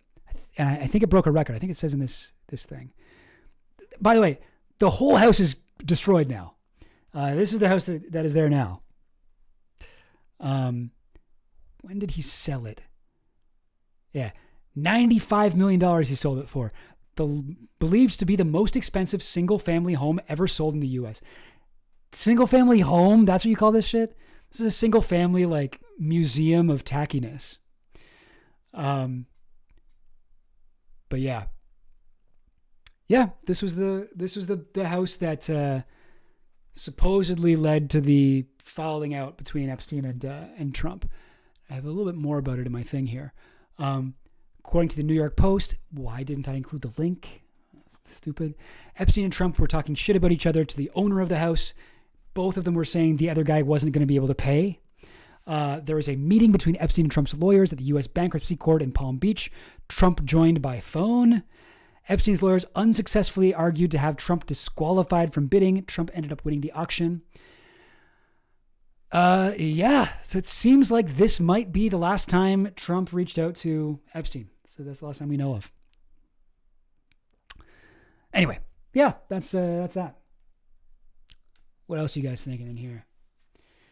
Do you have any plans on covering Leon Black, Jess Staley, Gates, Prince Andrew? I mean, I'm going to upload this list stream as a, as a clip. I'm going to clip this and edit it and whatever. And I do go over Leon Black, Jess Staley, and Prince Andrew, not Gates so much. But I don't know if I would have enough to say to make it a full video, but maybe. Money laundering? Yeah, I think the house thing was a money laundering thing by Trump. I think he was getting Russian oligarchs were helping him out, giving him money to buy this house because he was broke at the time. So how did he end up paying whatever it was, $20 million or something for that house? That makes sense. It was money laundering. They gave him money, bought the house, and then bought it from him again, I actually don't know if that makes sense. Does that make sense that it was money laundering? I don't get it. Yeah, they're even redacting houses now. Yeah, Isabeth. Pretty much. But yeah, sorry, if you're just joining us, this is my Epstein's list. This is Chill Goblin's opinion. I'm 2.45 hours behind as the volume increase. Yeah, I think we figured it out, or we decreased the volume on the stuff. Yeah, Schweizy. Ghislaine's relationship with Ivanka. I think you mean Ivanka Trump. This is Trump's ex-wife. So there is a claim by Maria Farmer, who's another one of Epstein's victims, that Donald Trump's ex-wife, Ivanka Trump, was also a recruiter. So she would apparently drive around with Ghislaine Maxwell, and the two of them would look for young girls for Epstein. I don't know. I know Maria Farmer has alleged this. I've never seen anything linking Ivanka Trump with Epstein. Trump and Ivanka Trump were long divorced at the point that she claims she was driving around with Ghislaine. There's no photos of Ghislaine and Ivanka Trump. No one else has ever accused Ivanka Trump of being involved. I don't know. I know that technically that accusation has been made, but I haven't been able to corroborate that with anything, and I just don't. I don't think so. But that is a thing. Ava Darkness. So my the next thing I genuinely want to do, like, you mean like in life or like in my my channel, is my next video is coming out hopefully soon. It's going to be about Pizzagate, a hard, painful look back at Pizzagate in 2016. I have a 3-hour video edited that I just got to do the animations for now, so I don't think that'll take me too much longer to get out. I'm excited about that one. Hopefully it'll do well. I don't know. Hopefully people have a 3-hour Pizzagate video in them. But I'm excited about that one because I feel like I presented in a way, I've researched in a way that, is that right? Samuel TV. Sorry, did I say Ivanka? Sorry, you know what? You're right. Ivana, not Ivanka.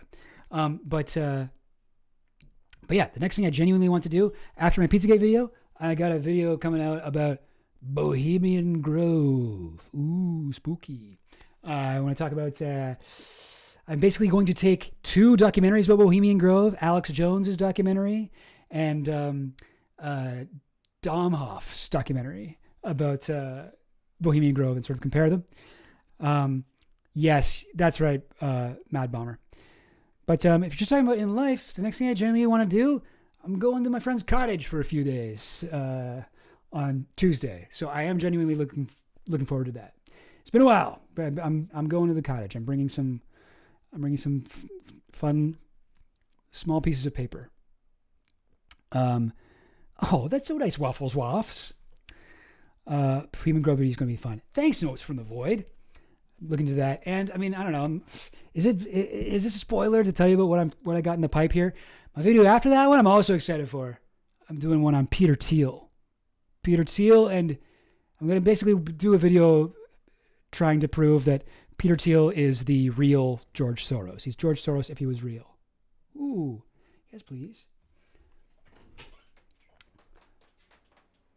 Hello, my girlfriend just brought me what is this, a milkshake? Oh, well, thanks so much, babe.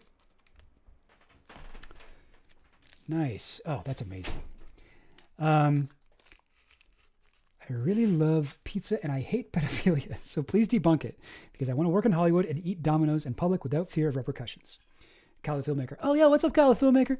Yeah, we got Kyle's. We got a podcast. You do a podcast with Epstein stuff, or I don't know if you've put out the first episode yet. If you want Kyle, chuck a link in the chat so people can follow you. But I think we're going to do an episode about Epstein on that. But yes, Nick Edwards, looking forward to the Peter Thiel video. Thank you, me too. I got some real. I've as much as I've fallen down the Epstein rabbit hole, I've really fallen down the Peter Thiel rabbit hole. This dude is responsible for so much of what is shitty about the world right now, and I have to talk about it. This guy is like a genuine elite billionaire conspiracist. This guy does so much, and he's so much more powerful than you would think.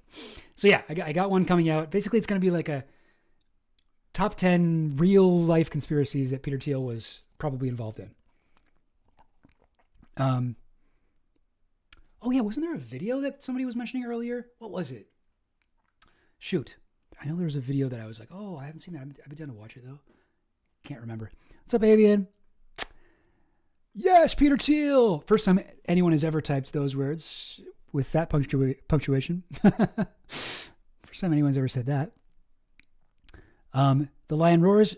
You're welcome to the stream. I'm sorry you're living in hell. And things must be pretty bad if this Epstein client list stream was actually a positive, uplifting one for you. And okay, yes, this one I think I really have to. Yeah, I do have to update the Trump Epstein video. I will eventually do that. Maybe I'll do it on this channel. Maybe I'll do it on a stream. Like I don't feel the need to go through a whole thing, but I would like to update. Like I have like my timeline, my Trump Epstein timeline that I made back in October. That now we have got a bunch more photos of Epstein and Trump. We got the birthday card, but I'm gonna wait a little bit. I'm not gonna do that quite now. We got to we gotta wait till like the they shut off the hose, the faucet turns off, and we stop getting new Epstein stuff because I don't want to have to update and update and update and update and update. John Corvus, so nice. I think you should release the stream in full. Your casual speaking tone is very enjoyable to listen to. I have a buddy who's a fan of you, and he'd love these long form streams. Oh, thanks, John Corvus. Yeah, I mean, I don't know. I think that I'll probably have the stream up in full, but like, hey, this is the way YouTube works now. Oh, by the way, guys, just in case you don't already got it. Where is it? Where did it go? I found this earlier. I gotta send you the extra chill goblin stream. Sorry, channel. There it is. Gonna toss this in the chat for all y'all. Follow me over here. This is where I'll be posting the what's it called? What do you call it? This is where I'll be posting the thing. The clips and stuff. This is what you gotta do now on YouTube. You gotta have multiple channels. You gotta have multiple income stuff. You gotta always be posting. And like, I'm such a perfectionist and like I got such intense ADHD. It's really hard for me to get out videos every month. Like, God, the last video I put out was like more than 6 months ago, I think. My Epstein Clinton video. My next video, it's like 3 hours long. It took me so much work. And it's still not quite done, but it'll be done soon. And we'll figure it out. We'll figure it out. But I think in the meantime, I can do streams like this, and upload some clips of it, upload some little chunks, whatever, and I'll be able to get out videos more frequently. I think I want to do this at least once a week. This is fun, right? This has been cool. This has been chill. And I only went over one of my like common Epstein misconceptions. I got so many more. All ready to go. Oh, that's so funny. John Corvus, I've been trying to narrow down which part of Canada you're from. I bet Saskatchewan or somewhere in the Maritimes. Really? Saskatchewan, eh? Maritimes, eh? Oh, interesting. You can hear me saying A there. I'm actually from Ontario.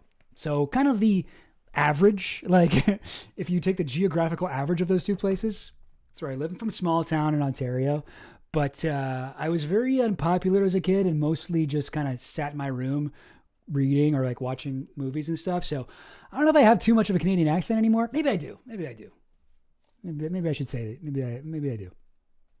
I feel like I don't know. My speaking voice, like I know people who have really thick small town Ontario accents. I don't really think I talk like them. So maybe I've picked up a maritime one. One of my best friends is from New Brunswick. So maybe I picked up some of his speaking mannerism. Saskatchewan, though, that's a new one. Never heard that. Corvus from Manitoba. Nice. Ontario, boy, swag. Definitely Ontario. Yeah, you can hear that, eh? Yeah, Ava Darkness. So this is my first stream. I'm new to this. I'm gonna get on Twitch. Don't worry, I'm gonna get on Twitch, but it's actually my first time using OBS. It wasn't a complete disaster. I mean, there's like 15 minutes of leftist audio at the beginning. It was only coming through the left ear, but right for this one only YouTube. I'm on Twitch though. Here, I'll give you my Twitch channel. What is it again? What is it? Oh yes, chill_goblin. So follow me on here if you prefer Twitch. I will hopefully start streaming there soon. But yeah.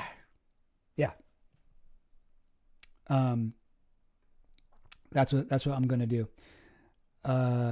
Ooh, I don't know this. The Broccoli family behind the Bond movies. Okay, Mike Olson. Yeah, I'm actually gonna write that down. Is this like a conspiracy theory or something? Broccoli family. Bond.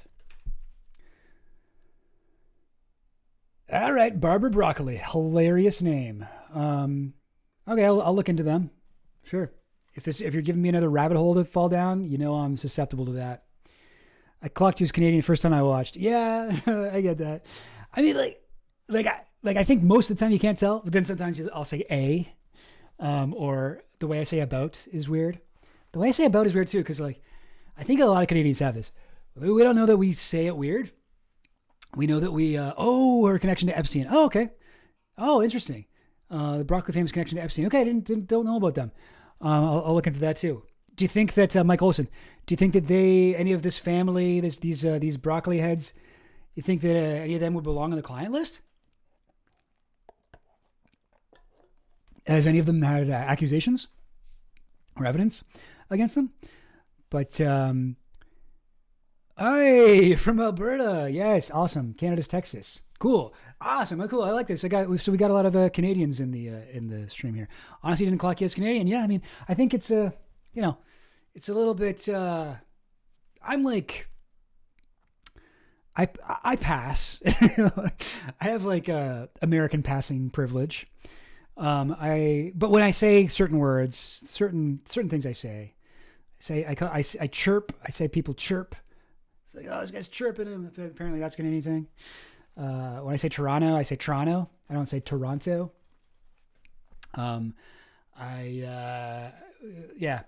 way that we say out, the way we say about, like I'm not doing it now because I'm thinking about it. But if I say it without thinking about it, oh wait, did it?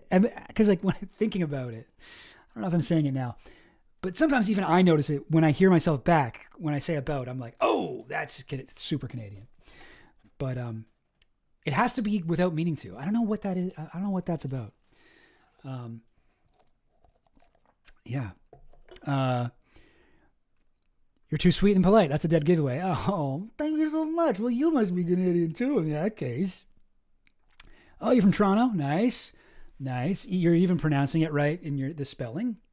Yeah, we don't pronounce all the T's. It's kind of like Baltimore. People from Baltimore don't pronounce the T in Balmer. Nova Scotians say loat. Message retracted. Did somebody? Anyway, I don't know.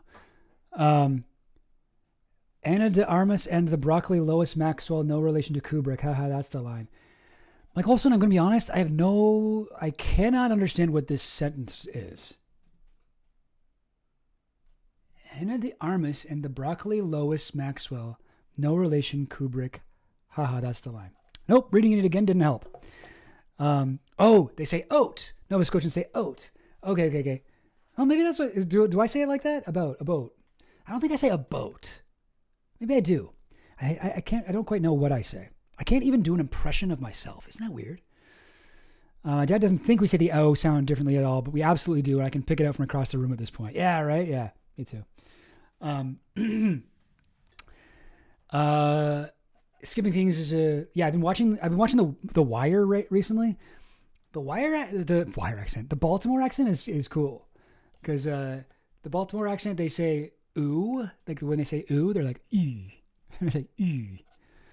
It's like I'm going to go to I'm not doing it right, but Baltimore accent is cool. And that's when you watch The Wire, you can always tell who's actually from Baltimore because they have that really specific ee sound.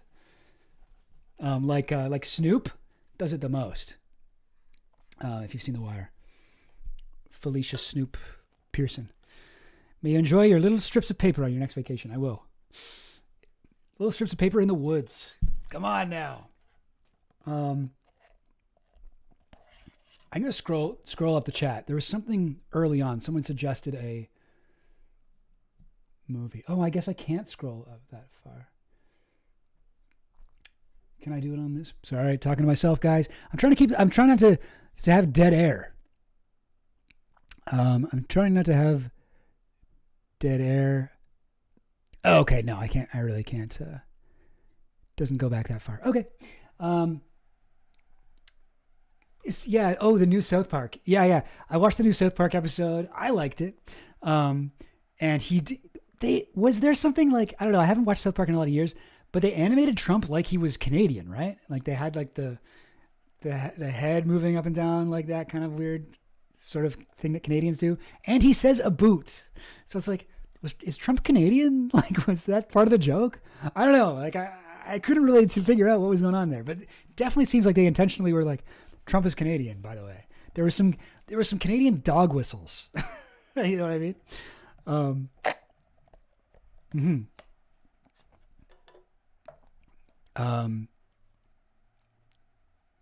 Yeah, I love the new South Park episode. Me too. Really kind of crazy to have a fresh way to make fun of Trump in 2025. Not a lot of people can do that.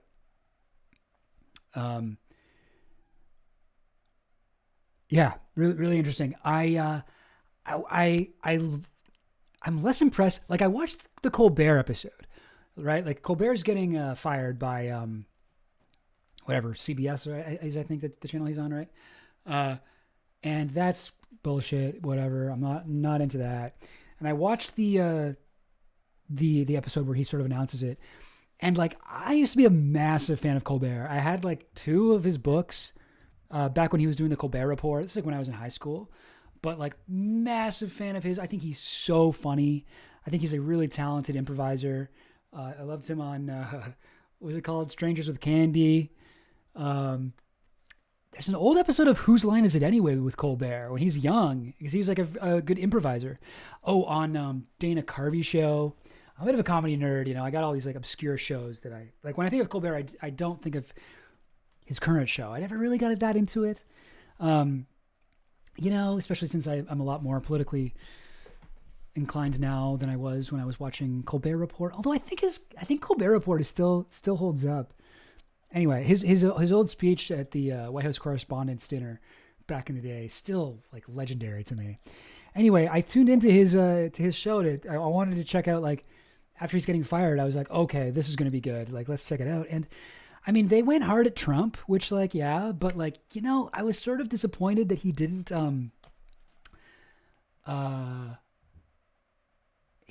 go after CBS that much.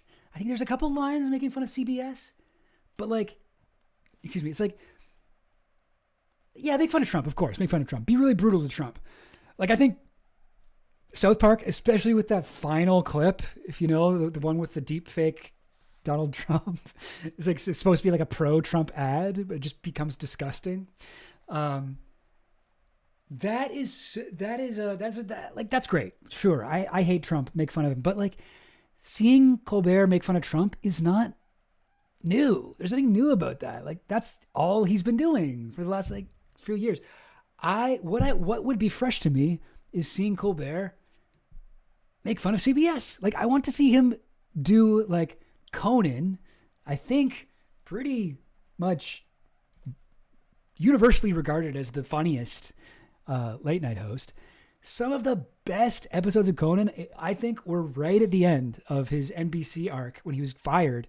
He was doing all these fucking bits about how fucked up it was that he was getting pushed out of his job by Jay Leno. And the network was like, they had promised him this job for years, his dream job to take over Johnny Carson's old show. And they were going to fire him for that. And like they had a whole recurring bit. I don't know if this is interesting to anybody. This is definitely not. Whenever I try to do comedy, like history of comedy content or whatever, or like comedy theory content on my my main channel, it doesn't usually do very well. But I'm passionate about this stuff. Hang on. He did a funny thing where he would introduce new characters, new like concepts for characters during his last like month on the show, and each one got successively more expensive. Let me see if I can find it. Find some clips. But you know, hey, you say like you can't get another job, but Conan did. After he got fired from NBC and brutally mocked them, he got a new job at TBS afterwards. Like, also Colbert, like if Colbert, like we're living in the fucking 2025 right now, right? Like Colbert could just start a YouTube channel. If Colbert started a YouTube channel and did the exact same show out of his, you know, garage or whatever, living room, he would probably be, he could make like, I don't know, money. Like he'd make like real money. He could make something comparable to what he's making now. Thank you so much, Waffles Waffs. You rule. Whoa, I didn't even know that it would do that when I highlighted the super chat. But okay, Lucas, disagree, but that is a totally respectable opinion. I did think Ferguson was very funny. Honestly, like I wouldn't necessarily say Ferguson was the funniest, but I think he's probably the most fun, if that makes sense. I remember watching his show like back in the day. It was it only on for a couple of years? But it was fun. Like I remember all the like little music things he did with like the girls were coming in with the trumpets and stuff, and that song, and his sidekick was a robot. Like it was genuinely fun, and his interviews were good too. Like, hey, I got nothing against Craig Ferguson. I think he was good too. But Conan, for me, his humor is so fucking like up my alley in like a like I feel like what I really like is when stuff is like, in Conan's words, right on the edge of clever and stupid. I think that you have Conan for me like scratches that itch really well. I'm trying to find the clip I'm talking about. Okay, here it is. 1 second, guys. Let me get to my YouTube thing. This was his. Oh, why don't we watch this? Why don't we watch this? It's a little blast from the past, but why not? Why not? This could be fun. This is Conan's last Tonight Show monologue. This is from the final episode, I guess. This is a great episode of TV. Norm Macdonald was his guest. I think it was Norm. And here's his monologue. Let's watch. Because like this is the energy I think Colbert should have more.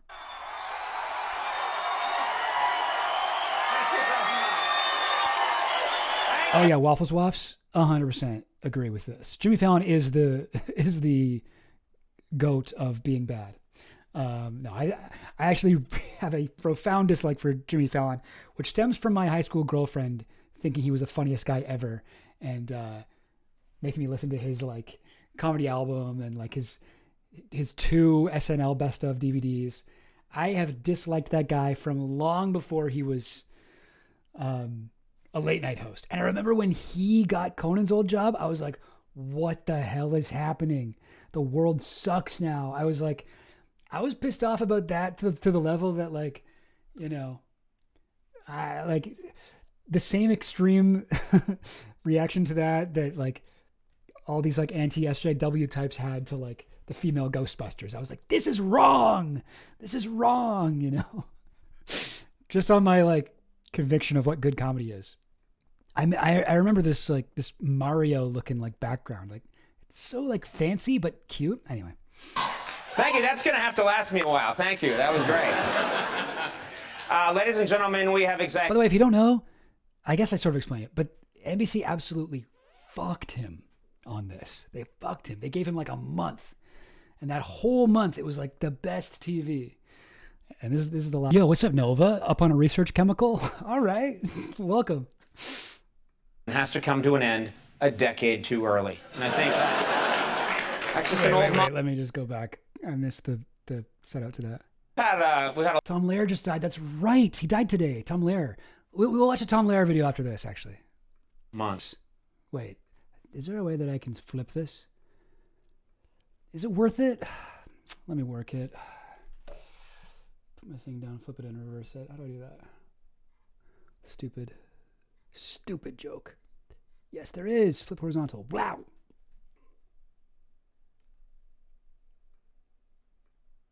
So, let me just respond to this. QAnon videos were a big inspiration during my history of the devil class in university. That sounds like a sick course. I wrote my term paper on the similarities between the Satanic Panic and QAnon. Really cool. That's really interesting. You know what else is sort of crazy is there's like one of the various like witch panics of like the medieval era is this this dude who got this fucking like medieval incel who kept getting rejected by women, decided to start calling them all witches. And he wrote a book called I think it's called The Witch Hammer, The Hammer of the Witch or something like that, about how evil witches were. And this was right at the dawn of the printing press. And just like QAnon and Pizzagate, this is like right at the dawn of like social media and like this kind of new way of distributing disinformation. Well, back in the medieval era, the Hexenhammer, whatever the heck it was called, got distributed so much. Like, it was like one of the first mass available texts, and it led to all these witch trials, very similar to Pizzagate and QAnon and stuff. Hammer of the Witches. Yeah. That's it. I think Notes from the Void. Hammer of the Witches. I was reading a bit about that recently, and I was like, this is like exactly like QAnon. That's it. Thank you, Isabeth. The Malleus Maleficarum. Yeah. Sorry, I'm like taking your tangent and making my own tangent. But yeah, I'd like to do a video on that. I think that would be cool too. Anyway, sorry, this Conan thing is really off topic, but I'm enjoying it. Yes, Isabeth, the function was good. But yeah, they brought on the Bugatti mouse to the where'd it go? I can't find it. They brought on the Bugatti mouse to the audio was Rolling Stone Satisfaction, and they didn't do any jokes with it. They just like did that for a while. I think about this bit all the time. I thought it was so funny. Dying. And yeah, actually, that's a good point, Inverse Agnes. This is basically inspiration for John Oliver's End of Show bits. Yeah, it kind of seems like that, eh? I mean, it's got like an extra layer here because he's like genuinely pissed at NBC for kicking him off his dream job after promising him this spot for decades and then taking it away after 7 months. Like, just an insane injustice. But anyway, yeah, very, very funny stuff. And a good, like, I would say example of the whole thing with Conan, that it's like, you got to be on the edge of smart and stupid. Let's listen to some Tom Lehrer. I mean, hopefully that won't get me copyright struck. I don't really know how that works. Should we listen to? So Tom Lehrer did a lot of like political commentary, which maybe people would be more interested in. And let me just put this in again. Flip this. Nope, that's the wrong thing. Guys, I'm new to OBS. Please don't bully me. Please don't bully me. I'm actually really proud of myself that I had only really one major tech issue. All right, looking for Tom Lehrer. So there's a few great tracks. This one, Poisoning Pigeons in the Park, that one has got to be my favorite of his. But Werner von Braun is also pretty good and kind of like, I don't know, like maybe, like I feel like that would maybe be more appealing to like viewers of this channel. The Vatican Rag, National Brotherhood Week, we will all go together when we go, song about nuclear apocalypse. Oh, there's so many friggin' classics. Let's just do, okay, you know what? Let's do two. Let's do Werner von Braun, and then let's end this stream with Poisoning Pigeons in the Park, because that is just a classic song. It's only 2 minutes long. Let's start with Werner von Braun. And now this one, maybe I should give you guys I imagine a lot of you guys know who Werner von Braun is, but if you're familiar with CIA Operation Paperclip after World War II, they smuggled Nazis out of post-war Germany away from, Nuremberg trials and the Soviet army. They smuggled them out of Germany to America. All of these German scientists, and a lot of them ended up working in the rocket launching program, the NASA or whatever. Like a lot of these Nazis, not just German scientists, but like Nazi scientists who developed weapons and shit for Hitler. A lot of them ended up contributing to the U.S. space race, getting the U.S. to the moon and shit like that. So probably the most famous guy, part of that operation, Werner von Braun, who, if you've seen the movie Dr. Strangelove, the character Dr. Strangelove, I believe, is at least partially based on Werner von Braun. So imagine at the time that this was done, sometime in the 60s, a lot of people in the audience would be aware of that stuff? Yeah, Elizabeth, Operation Paperclip. Look that shit up. It's crazy. But here's a little fun song about this. From, I should say, a funny American genius, as the iMovie text tells us here. But the late Tom Lehrer, he died today. I think he was 97 years old.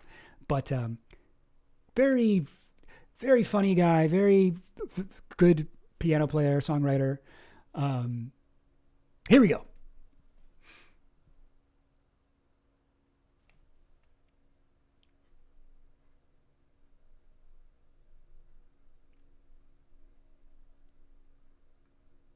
So unnecessary. Cool. Now, I will admit, I don't get all of the jokes in that. But it's a very nice song. Like, that might be why I don't like it as much as Poisoning Pigeons in the Park, which everyone can enjoy. So let's just like quickly look this up on Rap Genius. Because we're not in the historical context, right? Did that video include this part where he says to put some clown on the moon? Maybe. I don't remember if it did, but that is usually part of the intro. Possible to spend $20 billion of your money to put some clown on the moon? $28 billion NASA spent on the Apollo program to put some clown on the moon. A lot of people felt the whole space race was a waste of money. I imagine, like, if they landed on the moon, if the first moon landing happened today, I imagine like left Twitter would be upset about it, right? Maybe, I mean, maybe not. Looking back with the benefit of not living in that era, I think it's pretty cool that they did that. I think that's pretty sick. I mean, I think it would have been sick if anybody had managed that. But it was cool. I think space is cool. Well, it's good old American know-how. That's what. As provided by good old Americans like Dr. Werner von Braun. Funny because he's a Nazi. Gather around while I sing you of Werner von Braun, German scientist, yada yada. Okay, we get this, but he helped construct Germany's V1 and V2 missile programs. This is a funny line.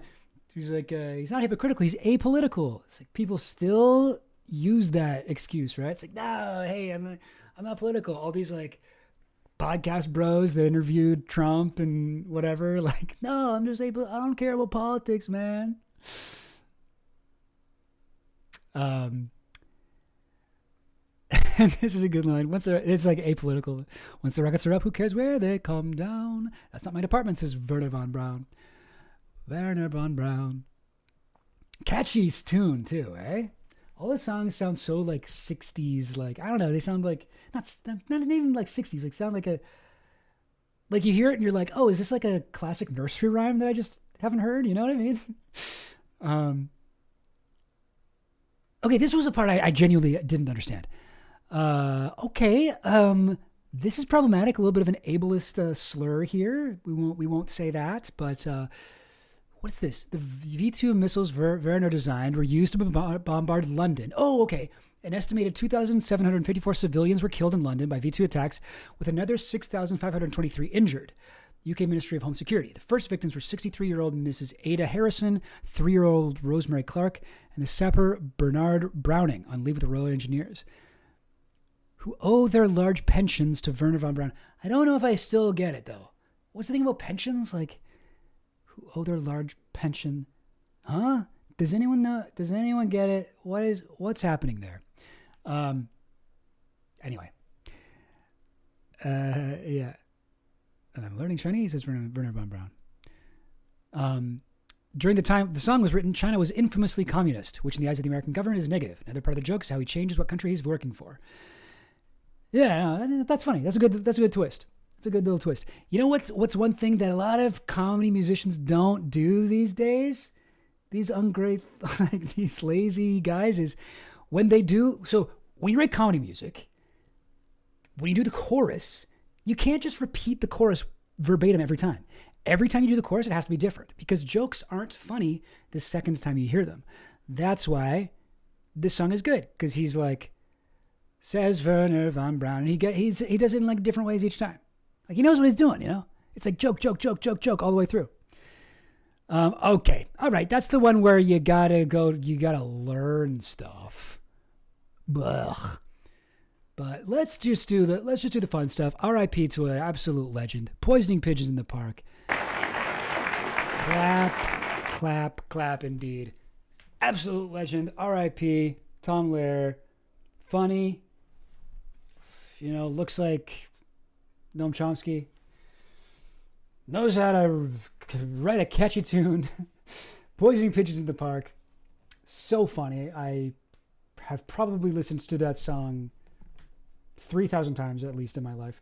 But yeah, guys, hey, yo, everybody in the chat. Big up to you. Big up yourself. Thank you so much for tuning in. I really appreciate this. This is my first stream. Do you like my new background?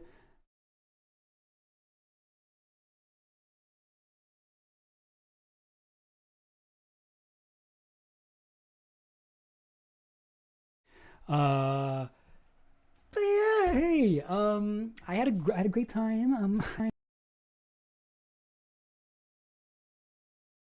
I'm planning on doing another stream. My next one in this series of by Jeffrey Epstreams. Next one is going to be about, did Jeffrey Epstein kill himself? That's going to be my next topic. Yeah, hope you learned some stuff. Thanks, Notes from the Void. Was really fishing for a compliment there, and I'm glad that the fish were biting. Avian, you don't gotta do that. Thank you for the money. Great stream. Very cool background. Love it.